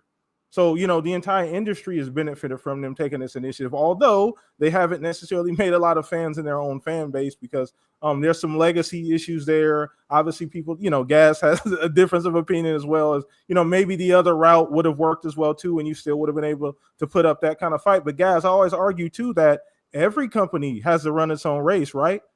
Xbox does not have the same obstacles that PlayStation does. Same thing with Nintendo. They all have to function differently. And people always make this issue with Xbox and things that they have to do when they have this problem. PlayStation has its own set of issues. We just talked about those. Nintendo has its own set of issues that they need to navigate in this new 2025 and beyond industry that everybody has to deal with. And this is the best way that the people at Xbox or Microsoft decided that they were going to do it. And it seems to be working for the most part. Like you said, this strategy may pay off like really long term, and I think that's where they're going with the Steam integration and things like this. So making that easier in the future by winning this case, now you don't need to ask any questions. You don't need to go into litigation. If you decide to do this again with another, big third-party company, you don't have to answer those questions anymore. So they pretty much grease the wheels, and they're really the only people out of the 3 that can do this, that are capable of doing this too. So that's very interesting that they've kind of created their own situation, and that's what they needed to do. Let's be fair. They couldn't compete with Nintendo and PlayStation from the hardware standpoint. They've tried. It was competitive for a few generations, and 2013 really destroyed that. Thanks, Don. We appreciate that. 2013 really destroyed them from a hardware standpoint. But they've been able to pick it up on the back end with the cloud, with the Game Pass, and all these other more live service based initiatives. So I'm okay with it. And just this FTC thing being over, it just makes it easier in the future for them to make different types of moves. Agreed, for sure. Well, Hargee, let's get to those quick super chats, and then we'll get to your comment on this. Let's see, where do we? I think we're Been a here. bunch. Is that right? I think. Yeah, this is where we were. All right. Pissed, $2. I finally heard P-Lump's theme song. Thanks. Weird. Weird. Anyway, what? And then KY Bob, $5. Want to hear a good joke? So I heard Concord is getting a sequel. In some circles, it's known to go by the name of Marathon. Oh, stinger. Yikes. Damn. All right. JD Gamer, $10. I want to say this again. Xbox hardware will sell because of Game Pass. Just go look on those Sony subreddits. PS Plus subscribers are pissed and think they're getting scammed because Game Pass is such a good deal. Yeah, we're starting to see that now, aren't we? And it's been pretty bad for the last few months, right? So, and it really seems like that the new, what Phil's talking about, it's because he even kind of hinted at, gamers won't really pay more than $1,000. Well, for a new console, so it kind of lets you know that they can probably try and go up to. I don't think they're going to be trying to. But I don't think they're going to be trying to get into the. I mean, they're going to have hardware, but I think if they're going to have hardware and it's going to be the beast, that they want it to be the beast, and they want to be able to spend the money to make it truly a more powerful console, or the most powerful console that we have ever seen, with the abilities and all the different things that it can do and the integration. I think. That's how they can justify the amount of money that they're going to pay. And then I believe that the handheld that's supposedly in the works, and maybe these third-party handhelds, are where that's going to be their quote unquote their entrance point, their gateway, their kind of the bargain bin is able to get in. Because right now, if you have a TV that's able, or if you have a Fire Stick, which are like $50, you can on a controller you can play your Game Pass games there without having to spend all the money on a controller, on a hardware system. So I mean, there's different levels to the ecosystem and how to get into it. So I think that for a budget person, all the way up to the hardcore diehard gamer, Xbox is going to have you covered all the way across the board. Hargeet, let's get your points on that. So as far as the FTC, yeah, this was kind of done, but they just kept dragging it for some stupid reason, right? Once they put the injunction in place, or tried to get the injunction in place, and Judge Corley said, "You don't have a case." That it was done at that point, right? Yeah. So Yep. Then they decided to appeal that, and I'm like, dude, you understand the appellate bench for that is 2 Republicans and 1 Democrat, and Judge Corley, I think wasn't she like a Biden appointee? Like, dude, you had the best option. You're going to an appeals court. And this has never happened in U.S. Merger law, right? The appeals court would overrule the judge, a federal judge giving a no on an injunction. It's just not. It hasn't happened. So like your chances of this happening are so infinitesimally small. And the case was like immediately, like not immediately. It took forever, but when they finally looked at it, they said, "You don't have a case. Bye, go." Just go away. So the appellate court just told them to F off. And at that point, the way that normally works with the FTC, they have an in-house process with an in-house judge. That judge said, why are we here? and so then they waste of time. They wanted to exclude testimony or information about what they've been doing with contracts with PlayStation and Nintendo. The FTC did, and the judge is like, no, that's coming in. And like, okay, this is over. Like, just stop already. It's done. Just get rid of this stupid thing. So it is finally, done. The FTC has finally issued we're done doing this. So it is officially done. As for the acquisition thing, I'm all for it. I think they should look at things like Valve or Take-Two. But Agreed. Whatever, we'll see what they do. Those are great potential acquisition paths. Owning Steam would just, oh my God, would that be crazy? That would be the best. That would be the best. But anyway, we'll see what they do next. I know Gaz is like all about the console war stuff. I care about my games, and like it's fun. It's all fun. I love the console war fun, but I'm not here like, oh my God, I'm depressed. I don't care. I just want to play my games. So I don't go to that level, but so they're doing what's working from the 3 platforms. Nintendo just decided they're going to sell their console at $450. And I think that's fair, but a lot of Nintendo fans don't. So we'll see where that ends up going. $80 for Mario Kart. Oh my goodness. We'll see what that does. Yep. So I don't know. Everybody's kind of doing their own little weird thing. PlayStation's in a very odd situation. We'll see how that plays out. And they're also the ones saying that they need to go beyond just consoles. So, and that's coming from their current CFO, I think, is saying that, right, in the last financials. So the whole world has kind of shifted. And I think the decisions with Android and with iOS being told you can't lock down, the next is going to be consoles. And that's why Xbox is already ahead of that, saying we're going to have competitive stores on our platform. We don't care. And, they already have it on Windows. They don't care there. Go ahead. So we'll see what they do, right? With PlayStation and Nintendo, does that start to happen as well? So, that 30% may not be happening. I'm just saying, you might expect that that's always going to be the case. It could be that Steam shows up on PlayStation. It could be that Microsoft Store shows up on PlayStation and Nintendo. And then what are you going to do? They're going to take their 30%, not PlayStation. They're going to have to sell their console at profit and just be a consumer electronics company, which, by the way, they're moving away from. They're looking at more content than consumer electronics at Sony, which is kind of crazy as well. But hey, whatever. This is the world we're in. It is the world we're in, that is for sure. And it's getting wilder by the day. We have a couple of more super chats and a member chat or a member. Sure. So mention that real quick, and I know we're starting to run out of time, or as we're entering on like the last 30 minutes of the show, and we do value Gaz's time, and I know he's pretty tired. He's up late, and we greatly appreciate you being here, sir, more than you'll ever know. Oh, it's my pleasure, man. Yeah, it's got to be pretty late over there, right? So JD Gamer, $10. Sony PS will not be fighting MS Xbox hardware alone. Xbox PC will also be Asus, Dell, Lenovo, Samsung, LG, Amazon. Exactly. It will be Xbox everywhere. This is what MS did to IBM, and we know what happened then. Yeah. Unfortunately, that is something they have to contend with. The locked ecosystem thing is going to be fun. I still think PlayStation should just become another Xbox. But anyway, Bunty renews his membership for 18 months. Bunty. Thanks, man.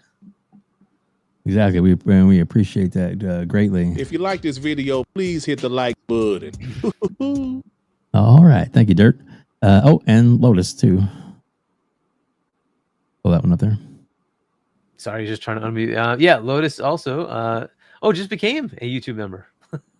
Thank you. And yeah, just so you know, it's only $1 to become a member. That's all it is. And with that, you get access to all the emojis for just a simple $1. We don't do it for the money on that one. We do it so you guys can have a little fun with these emojis, including the Hargeet emoji, which is one of my favorites, TTS emoji, and we even have a Dut Griggity emoji as well. So there you go. Enjoy those, burn them up, have fun with them. We appreciate y'all being here. We have over 300 people here joining us on YouTube and on X and on one person on Twitch. All right, cool. So that's cool. And so if you don't mind, Hargeet, let's go through some of the topics as far as like I think I read off a couple of them to Gaz, and we'll let Gaz pick which one he would like to go to next, because that way, if it's something he's got some meat in that he really wants to talk about, I want to jump on that, because I don't want to end the show on something and he might be as excited about.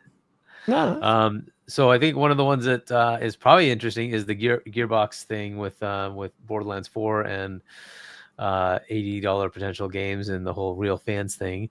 Xbox games saving Sony PlayStation. Then the Sony CFO says console sales aren't enough. Microsoft is now the most valuable company in the world, and that just keeps toggling between the various big U.S. companies. Jeff Grubb claims Sony is actually doing a show in June, which I just think is Death Stranding 2, but whatever, that's another topic. Biggest Doom launch ever with Doom: The Dark Ages.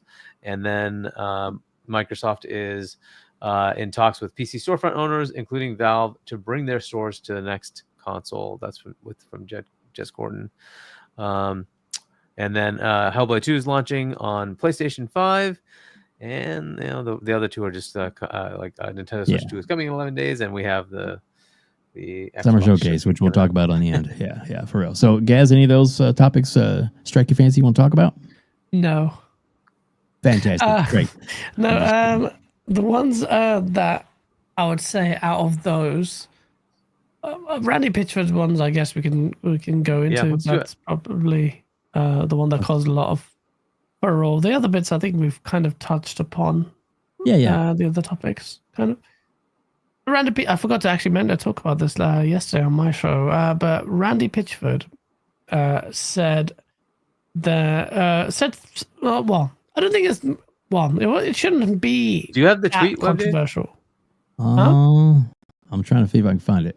But go ahead, Gaz, and we'll try and find it. Do you want me to find the tweet? If you want, sure. We can find it. Okay. So Randy Pitchford says that he hates all brown people. No, I'm trying to find the tweet myself. I don't know where it is. Alrighty then. No, he said, so basically he said that, look, the true fans of his game. So people complain, someone asking him, well, look, what's the price going to be? Is it going to be $80? And it's like, look, if you're a true fan, you'll find a way to buy the game. And that set people off. It's like, well, all right, only true fans can buy it. Yeah, because they'll do whatever it takes. And it sounded incredibly entitled of Randy Pitchford to say that. The problem is, it's not exactly lying or incorrect what he's saying. The hardcore or big fans of Borderlands will stump up the additional $10 or whatever it is it will cost to buy it. That's how it works. Typically, the big hardcore fans are willing to expend more money to buy those experiences. Now, people took that as a massively entitled person who's just going out and saying, you know what, just sharp, pay the money or piss off. That's what it sounds like coming from Randy Pitchford. The reality is, that's probably how he thinks as well, because Randy Pitchford is a piece of shit. I was going to say, man. So it's like, for a fact that guy, look at his legacy in this space, man. The way he was with Alien Isolation, the way he's been the most condescending, absolutely just, I don't know, not even imbecile. He's just a great supine protoplasmic invertebrate jelly. That's what he is. He's just the most obnoxious character in the gaming space as it comes to execs. He has that, even looks like a prick. He just has that face. The voice, the bark matches the face, and he's just so up himself. And this may sound very horrible, but part of me would be like, I would love to see Borderlands 4 fail, so I could just log, they are true fans, boy, bro. All three of them. At the same time, I know it's not just Randy Pitchford. There's multiple people rededicated working on the game. Like, okay, kumbaya, my lord, kumbaya. Guys is saying that people should lose their jobs. No, I'm not saying that. But at the same time, I'm just saying, like, he's such a smarmy git. And he makes these statements. It's really hard for me to actually like him, even though if I agree with the underlying sentiment. But who the hell are you? Like, the hardcore, the real fans will buy the game. I'm like, oh, you piss off, you twat. Randy Pitchford says Borderlands 4's budget was double that of Borderlands 3. He cited rising costs, inflation, and tariffs. Game price is not set in stone. He cites Nintendo and Microsoft for potential price increases. He hopes players will feel they will get their money's worth, and pre-orders will start soon. Said thanks to Zach and Clute, who is a great guy. It's a Clute, yep. Yeah, great guy who also sucks off Xbox too much, but yeah, there he is. Shout out to Zakian. Yeah, and you want to play any of the audio real quick just to see if there's anything there? Go for it. Sure. Just we'll see. Randy, I got a tough one for you here. Oh, you got a spicy one for me? I don't know the answer. I don't know. Why is it always me that has to do the spicy ones? All right. What will the game's price be? That's an interesting one. I don't know this. The price, really, now?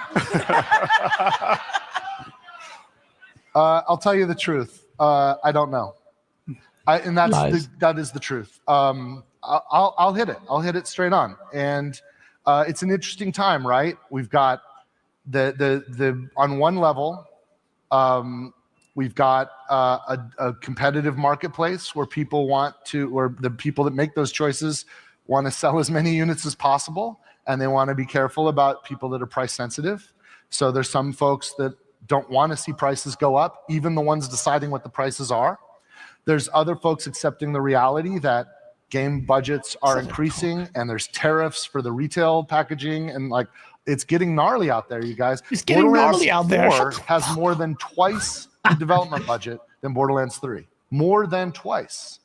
So the truth is, I don't know what the price is going to be. I do know that we will be opening pre-orders soon, TM, and that will be when the price is set.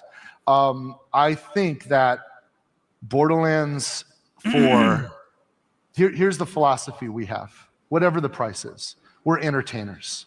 Yes, we want to get more resources so we can make bigger and better games. There's a reason why Borderlands 4 is so awesome. It's because you guys showed up and supported Borderlands 3. And we had the budget, so we could more than double the budget and feel confident in that.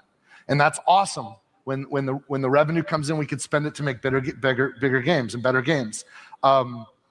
As artists, we want everybody to have it. You know, we want to make it as easy as possible for everybody to enjoy what we're creating. So it's a weird thing, but the fundamental philosophy is we want people to buy it, so we have the resources to make more. But we want everyone who buys and plays a Gearbox game to feel certain that they got the better end of the bargain. Whatever the price is, that they got the best value. And that's the philosophy that we live by. Price. And so we're going to have a price set soon. And it might be $80. the new price that like Nintendo and Microsoft have led with. It might be that we stay back. It's going to be the people at, you know, at the publishing house that decide that. And if it is cheaper, then you know, maybe we'll sell you that mini map that you guys want, but we'll develop later. How bad do you want that? $10? I don't know. How can you like this guy? I'm just kidding. Or am I? Shut up. Oh, shit. Here we go again. Word solid, man. Jesus Christ. There you go. Go ahead, Gaz. Anything else you want to add to that now that we heard him actually talk? Blam, you got this, man. I don't know. And WEBDAVE, I put the, you know what's so funny about this, link in guys? with the tweet in the private chat if you want to see that. Is that people really expected him to say something insightful when they asked him that question. They really people do not do their homework, guys, at all. This is the worst person to put a mic in front of when it comes to like executive PR. He opens Coke bottles with nukes. Like that's the kind of guy Randy Pitchford is. Like he's not a gentle guy at all. He's not good at this PR stuff at all, man. Like Gaz has a few examples on tap. Like this is not his first time sticking his foot in his mouth. So I am not surprised at this at all. It is extremely obnoxious, and his awareness, you would think at his level, would be a bit better in the current day climate. You know, with prices going up, and it's just happened on a larger scale with Nintendo and obviously Xbox and PlayStation is probably going to be right behind them. Read the room, Randy. Randy doesn't give a fuck about the room. Yep. Right? That's very clear that he just wants you to, he doesn't give a shit about the room at all. He doesn't care. Like, come buy this game. You know what I mean? So it's sad to see, but I really do hope, I'm with you on this one, guys. I really do hope that people do speak with their wallet, because we cannot have this bullshit. I don't care how talented you are. At the end of the day, we are the consumers. You know, it's a give and take. You don't get to just say stuff like that and then people and not be accountable for it. So I think we're in a day and age where players are starting to understand, you know, that we do from a consumer standpoint, have a little bit more leeway. We have a little bit more leverage than, you know, we thought we did. So I do hope people speak up with their wallets, because this is ridiculous. It's asinine. Imagine almost any other CEO saying this. They'd be drugged through the mud. But because it's Randy, this is almost par for the course. This is normal for Randy. You know, that's why it's not, you know, it got the initial buzz, but people aren't surprised. People that have been around gaming know what that guy is about. I'm not surprised at all. And it's sad to see that he still has this same behavior, you know, 2 decades later, unfortunately. Agreed. So WEBDAVE, you can scroll down a bit and you'll see the actual tweet that he had. They actually have the actual the tweet that he put out. So yeah, just go down a bit and you'll see the actual like tweet. Yeah, there it is. So yeah, I'm surprised that he's allowed to put this kind of thing out. This is fine when you're like your own studio. Yeah. It is not fine when you're part of a major publisher like Take-Two. Yeah. Normally, big companies have very strict guidelines on what you're allowed to say about anything about the company. And Randy was I'm wired, shocked. Hargeet. I don't know if you noticed the shine on the face on the stage. Yeah.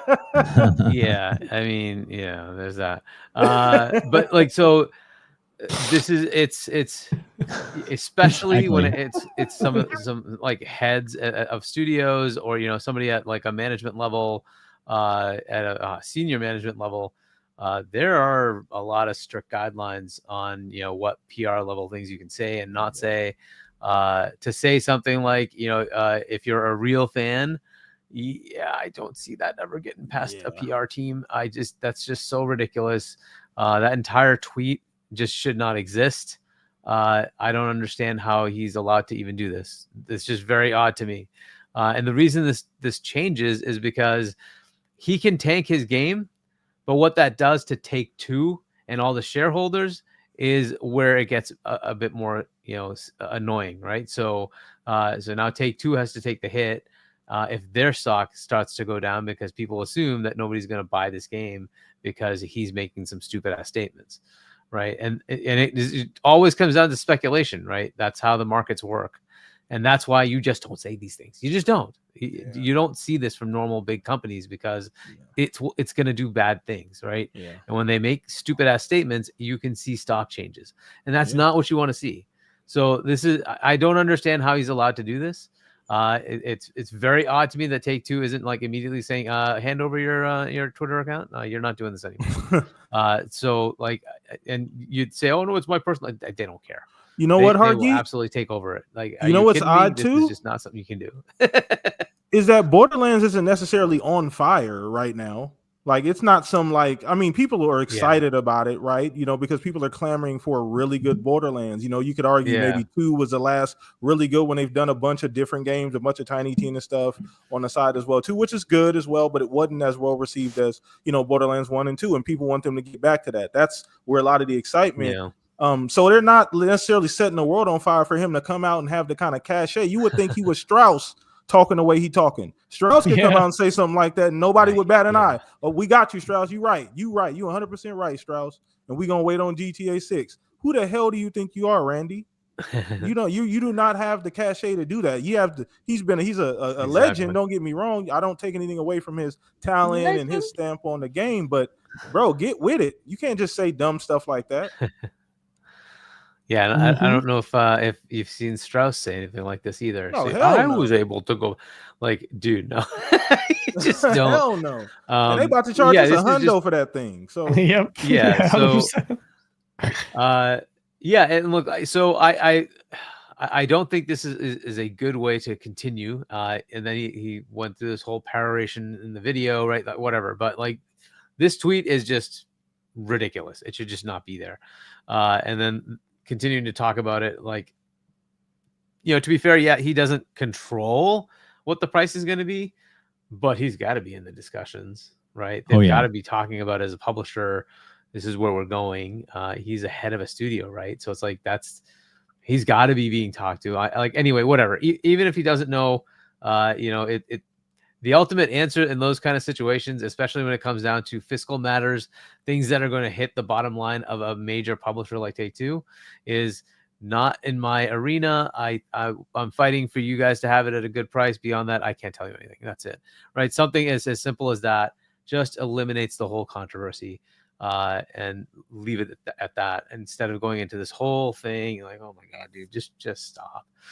But anyway, so like, I don't know, if this is going to impact the sales. The previous one sold reasonably well. It's like 20+ million in sales. However, that was after some sales, right? So some discounts and stuff like that. But initial launch was pretty good. Here's another major problem we see though. When we moved from 60 to 70, a lot of games started to lose their sales volume, right? So normally a game might sell, say, 10 million. It would probably sell like 7. and that's basically because it's more expensive, right? So they made the revenue back because they charged more, but they lost volume. I don't see that being better when you go to 80. I think that's going to exacerbate that and make it worse. So, with the $70 games, we're seeing a lot of studios aren't able to sell their game to a profit, and a lot of studios are dying and being shut down. The volumes just aren't there. Like, people made choices to say, I'm not going to spend $70 on this, right? So, and you think it's only $10, but for people, it's still 70 versus 60, right? It's just the way it is. And now you tell them 80, and you're like, dude, nah, your game ain't worth it to me. And that's going to be the problem, right? So maybe this game gets by, but there'll be others that they'll charge $80 and it won't sell. And what will happen to those studios? This is kind of the problem, right? Yes, it's the publisher's decision, but the publisher can make some dumbass decisions, and that studio is the one that's going to take the hit, right? And this is kind of unfortunate, but it is what it is, right? So, I don't like this whole pattern of we'll just make it 80, whether it's Xbox doing it, whether it's Nintendo of all people starting it. It doesn't bode well when you already have the market dynamic saying going to 70 reduce your sales volume. Why would you think going to 80 is going to increase it? So I don't know. We'll see how this plays out. I hope they don't do 80. I hope they do 70. Heck, they should be doing 60 or 50. Do you notice the top selling games? Are all Oblivion, at 50. How much was that? $50? That was 50. Clear Right? Obscura 50. Helldivers exactly. was 50. Yeah. It's like if you don't go crazy with your stupid, like 70, 80, 90, $100, for those who want to buy it, you just do what you do the super duper expensive edition, right? You just say, hey, you can buy like the deluxe edition. It comes with these extra benefits, whatever it is, or you buy like the version that includes DLCs and stuff like that. So you pay an extra 30. That's a much better way to go because it's a choice, right? You get to choose. Like, hey, I can buy it for like $50, but if I want to get all the special things, fine, I'll pay an extra 20. I'll pay an extra 30, whatever, right? That way you get fans who really want to spend the extra, go for it. For those who just want to play the game, they can get in at a rate that's a little bit more reasonable. This is an interesting one from an industry perspective. But the way, Randy's going about this is probably not the best idea. And I'm still surprised this thing is up. What's ironic is that Borderlands is a game that traditionally goes on sale very fast once it comes out. Yeah. Too. It's usually on sale like 30 days after it comes out. It's already like $20 off. Yeah. So yeah, we'll see how this plays out, man. But like the $80 thing is starting, huh? Yeah, exactly. Go ahead. $5. Hearing Gaz describe Randy Pitchford as making me want to play Prey again. Why is that? I think you should hunt, I guess. Shoulder hunt. Should hunt him in the next video. Oh, okay. This is for Gaz, right? To put him in your next Septic video, whatever. Pony hunter, in the next video, not ponies. But anyways, Mac 22TH 54, $2. Does Git mean idiot? Kind of. Yeah. Killing spree. Yeah. There you go. Oh man, guys, what a hell of a show tonight for sure. I want to play one more little thing real quick, and then we'll get to outros. But this is really short. I'll share this on the screen. This is the newest marketing from Microsoft. They just dropped the other day on Game Pass. I think they're finally starting to get their stride right. And let's see what you guys think about this real quick as we end the show up here in a minute.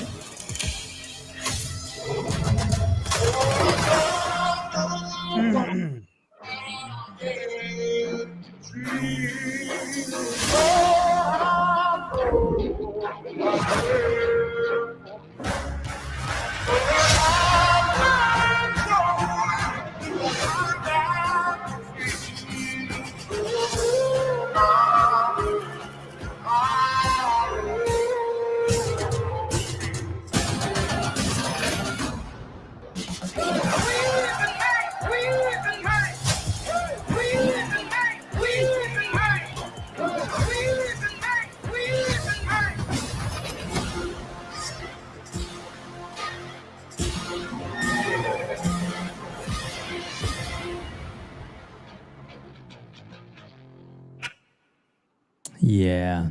I think it's pretty good. What do you guys think about that? Gaz, I want to get your input on that trailer. You think they're finally hitting their stride? Yeah, I think someone mentioned this on my show yesterday, and I was saying that they haven't really released anything. I didn't see that trailer, and that was a really good one. Very well edited, quite hardly punchy, and it just says, it reinforces confidence. A lot of people, there were some theories that Xbox was going to go back on Game Pass because they've been mum on it, but that's just that tagline where it says it's going to keep getting better is a strong tagline because it's not one just based on hopium. It's actually following through right now. And they've got the Game of the Year contender already on the Game Pass service. They've got the sales chart toppers for your remasters, everything they're on there. And the future of so many titles that are going to be on here. And you just found out the other day that even the Warhammer remaster, even these ones, they're all joining. I've obviously I've cancelled my subscription for other reasons, but political reasons. But the service is the timing is impeccable because it's really painful seeing, oh my god, all these amazing games on Game Pass right now. And it's really, really a good service, and I see a lot of people, even the most ardent haters, really struggling to hate on it. So that's a good trailer. More of that will really help Microsoft propagate the existence of Game Pass to the mass market, because I think there's a ceiling into not a ceiling perhaps, but not as effective in just relying on word of mouth in a saturated gaming space, and there being a multitude of subscription services out there. So there's people still asking. I got a message yesterday from my mate Darge. He was like, his brother was like, "Oh yeah, what's Game Pass again? Do you get like demos or something in that?" I'm like, bruh, that question shouldn't even exist at this point. Microsoft needs to penetrate that message to the mass market if they want to, let people know what it is. Because really, and Paris Lilly loves using this tagline because he's paid by Microsoft. That's the best value in gaming. But love you, Paris. It is the best value in gaming, really, in terms of subscription services. I know value is subjective, but nothing's coming close to matching that. So, good trailer. And Xbox Game Pass keeps gaining steam, and they're doing it finally after what we have been talking about for years. So the cadence is coming. So, they're doing it. That's all we asked for, and they've done it. Respect to them. Awesome. It's so awesome. PTK, any quick comment on that? The video? Once again, sentiments same as Gaz. Great trailer. Once again, you just want it to be as effective as possible, and like you said, simple and effective, and that's what we like to see. I think they've been doing everything right, in my opinion. Everything that I personally asked them to do, because I'm much like Hargeet. I'm a cheap date. I don't need a lot. I just want to play the goddamn games. Wherever the games are at, I want to play. You know what I mean? So I don't need a whole lot. And that's all I wanted them to do. Like I said, just commit to what you're doing. And they seemingly have done that. Don't do the 1 foot in, 1 foot out. We're going to kind of do the exclusive thing while still trying to open up to everybody. Fuck that. Pick a side and do it. You know what I mean? And they've decided to go that direction. They've leaned into it. And in my opinion, it seemingly benefited Xbox. When you get everybody pointed in one direction, efficiency gets better. Everybody's on the same plane of existence. Everybody has the same ideas, same thoughts. Everybody has the same singular goal. And that's more beneficial to Xbox, in my opinion, for their future than trying to hold on to like legacy fans. I think people are going to be here. People come and go, though. Ultimately, we get older. I may not be playing video games in the next 10 years. I'm 41 years old as of now. I don't know that. They cycle in and out. That's the reality of gaming. So I value their future more than them trying to hold on to some legacy fans. People are going to play the games where they're at anyway. So I agree with Gaz, though. If you want to penetrate some additional people, they seemingly have done that. All the showcases have they put on the best showcase every year for the last 3 or 4 years. I don't really think that it's close, and I think that's going to continue again this year with the showcase this year. So they've nailed that. But yeah, I agree. That's a great trailer. Keep doing that. And just keep dropping games in Game Pass, man. It's the best value. That's the one thing feather in their cap that the other two cannot compete with on any level. Neither one of them can pull off Game Pass on any level at any point in time. They don't have the ability to do it, whether it be monetary or just you don't have the stable of IPs that Xbox has at this point. And Sony doesn't, nor does Nintendo. They'd have to combine services to try and match Game Pass, and that's never going to happen. So you kind of lead behind the best horse in the race, and they've been doing that with Game Pass. So this is great. Fantastic. I agree with you 100%. Play it day one with Game Pass. Oh yeah. Hargeet, your quick thoughts, and then we'll get to the gifted memberships. Memberships, yeah. It's a much better video. I think one thing they could do is just put a list of the logos at the end of all the games they showed, just so it's clear. Here are the games that are there, and then to the point of what you hear with like, is it a demo? No, play the full game, right? You have it as part of the service. Just be clear about that messaging at maybe the end of it, right? But and then where it's available, right? So but otherwise, that's what they need to do, right? Like start putting together like these are the experiences you can have, and then like just describe with a very little bit at the end of it, just to say, hey, play the full games at release, whatever it is, and on these platforms, right? So it's just something to do. Like they need to do a lot more of this and have it as part of many like game shows and all that stuff, but also in just mainstream normal things, right? So, and it's tough to do because nowadays a lot of people are veering away from television, right? So you don't actually have a lot of people subscribe to TV or even watch TV over the airwaves. So it's how do you reach these people? So that's their challenge, though. They can go figure that out. But it's looking better. They're trying to actually do some good marketing for Game Pass. That's good. Yeah, I agree. Very, very, very exciting. Guys, one hell of a damn show tonight. And we're going to go around the horn, get everybody's outros, and then... the memberships thing? Oh, yeah, we'll do the memberships. Sorry about that. Go ahead. Yep. Lotus Esprit gifting 20 WebDave memberships. Thank you so much. Yes, thank you so much, sir. They were received by Ray OID, Stilo Fax, Abdel, Looney Warvit, Ray. I don't know if that's the real Ray though, because it doesn't have his picture. Jesse B, God Emperor Sofa King, Lloyd C, Tent Game. It's 10T Games.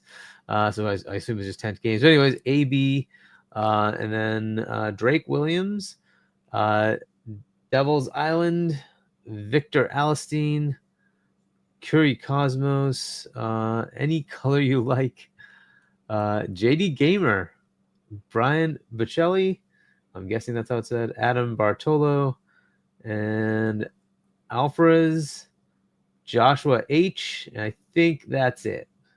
Wow. That's a lot. Lotus Esprit, thank you so much. Your dedication to shows in the community is greatly appreciated. Over 300 people here watching us live right now, and a lot of more people will be watching us later, I guarantee it. But let's go around the horn, and after we go around the horn, everybody, I'm gonna show one more little quick thing. Plus, we're gonna talk an outro on the the showcase coming up in 2 weeks from today. But Gaz, sir, I can't thank you enough for being here. Long time coming, but man, it's worth every waking moment. I'm telling you that right now. So thank you so much for being here. I love everything you do, and I know you got so much stuff in the can, and so much things that are growing and stuff. And I know you said yesterday you're marketing your new like your shirt line and stuff like that. That you're not going to do the cheap stuff, which I don't think you do cheap stuff. I love my sauce shirt. Still got it right there, buddy. Yours has survived better than mine, that's for sure. Oh yeah, that's crazy. Yeah. That's probably the nicest sauce shirt that's out there. You take care of your stuff. Well, it's it matters to me. So there you go. And your content does matter. Oh, dude, like I said, it's greatly appreciate everything you do and everything you do for the community and everything. So dude, please tell everybody where they can find you, where they can reach out to you. Yeah, thank you for having me on, man. You're one of the nicest peeps on here. Everyone just says, yeah, WebDave is cool, man. Like everyone. Even grumpy fonts, like, yeah, WebDave's cool. Oh, yeah, WebDave's cool. Everyone says WebDave's really chilled, and yeah, for a reason. You are such a nice guy. And it was fun being in. I'm sorry it took so long. I still have fam here. Still waiting for them to move across. This is why I said, look, I want to bring my full energy to you. Oh yeah. But I can't do that because I've got family. I have to be quiet. They're all asleep. We'll have you So I'm back. just waiting for them to get their housework done and piss off, please. But at the same time, I think I messaged you saying, look, bro, if I keep doing this, you're going to think I'm just trying to avoid you. So let's just get it done. And I had a great time. You can find me at Septic Source. That's my YouTube channel. And yeah, again, even that's also suffered from a lack of content because of the lack of freedom to scream in auto-tune and 1,000 decibels. Although I did manage to do that while the house was empty for one video. So that's going to be kickstarting stuff off. I'll let the results speak for it instead of like talking about what I'm going to do.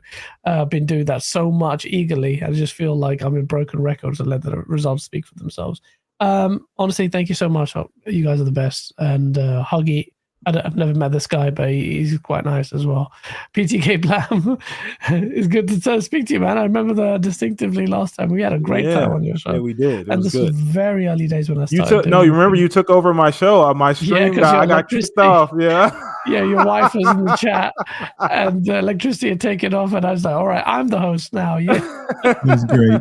It's great. It was amazing, man. It was It's good to chop it up. It's been too long, but yeah, thank you, man. Thank you all. You're most welcome. And Gaz, I do want to say that I do look forward to your new line of merch because I definitely will be purchasing multiple items when it is available, but whenever it is available. And you know that you have carte blanche. If there's any time and when everything's up and running and the house is empty and you just want to come on and talk some shit or whatever, you have open range. Just let me know and you'll get an invite anytime you want to. Open invitation always. Thank you so much, man. Sir. Really appreciate it. We greatly appreciate you. PTK Blam, the legend, the man.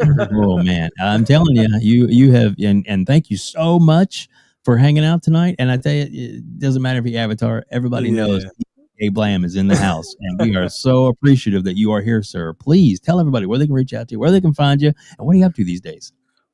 First and foremost, Dave, I got to share Gas sentiments, man. You're one of the best people in the community, man. Met you many moons ago at this point, but man, show's grown, content's only gets better. You're a fucking rock star, Dave. So I appreciate you even inviting me on here, brother. Every time I reach out, you come on the show, you make time for me. So I got to make sure I, pay dues and give my respect to you, Hargeet, and the show, man. So I just appreciate you inviting me on here. Gaz as well. It's been a while. I even forgot that you took over the show last time you was on, Gas. That was a childhood memory, it feels like at this point. Yes. Time goes by so fast, man. But it was just great being here with all of you guys and seeing everybody in the chat. And you put on a fucking phenomenal show, Dave. Every time, one of the few shows that I do make time to follow and watch on a weekly basis. So I'll make sure I try and pay respect here. But you guys can find me obviously on my channel, PTK Blam. The shop has been on hiatus for about 2 months, but it will be back very soon. I'm just putting out like individual videos, trying to, I can't get all the way off the bike, Dave. I got to stay doing a little bit of training, right? So I get on the bike a couple times a week and make a couple videos, but the shop podcast will be back. You guys can look forward to that. But once again, Dave, thank you, brother. Reach out anytime, bro. I'm more than happy to get on here. And Hargeet, you too, Gas, phenomenal show. You guys are rock stars.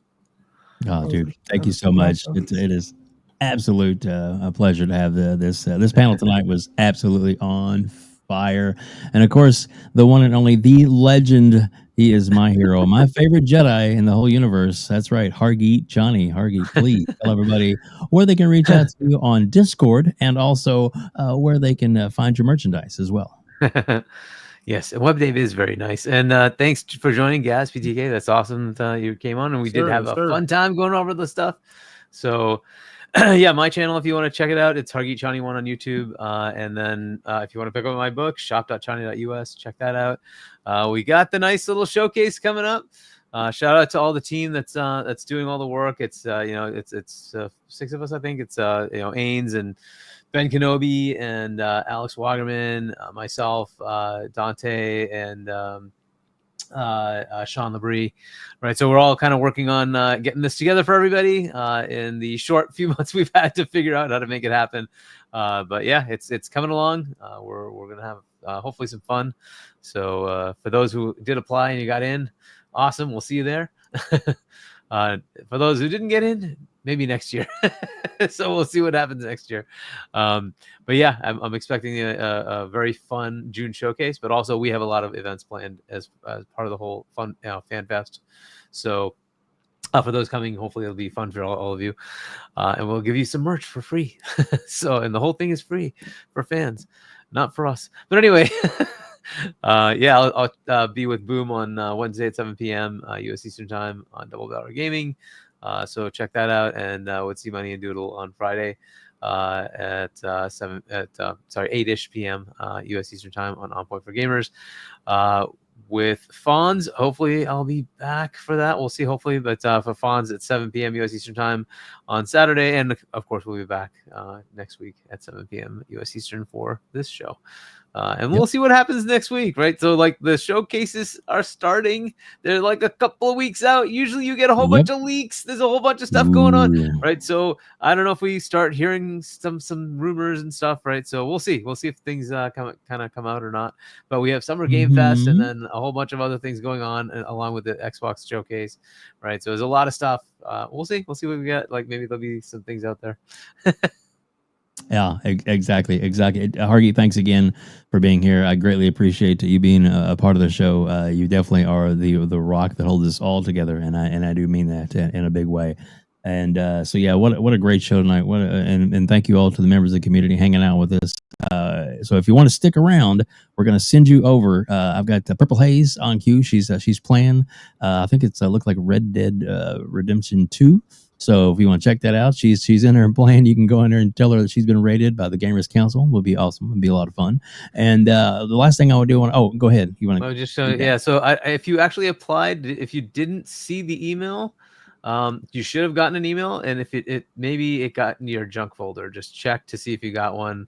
It would be from communityfanfest.com. So check that out if you did apply. If you didn't apply, well, then I can't help you. But if you did apply, right, you should have gotten an email back. So check it out, see if it's in your junk folder. And just a quick little reminder on a side note, if you want to check out the Console Wars game that was made, Nick and Xbox Era, they've done some amazing. John has put together an amazing game. Apparently, they played it last year, the early demo of it at the around the showcase last year. So hopefully, we'll get his final version. We'll actually maybe sit around one night and play that as well. But I hear it's a lot of fun. And if you're into the Console Wars and you like card games, this might be something for you. Just wanted to pass that on for them. So yeah. But guys, thanks again for joining us. We greatly appreciate everybody being here on the one and only, as far as I know, it's just us, the Gamers Council. All right, now lose it. Go crazy.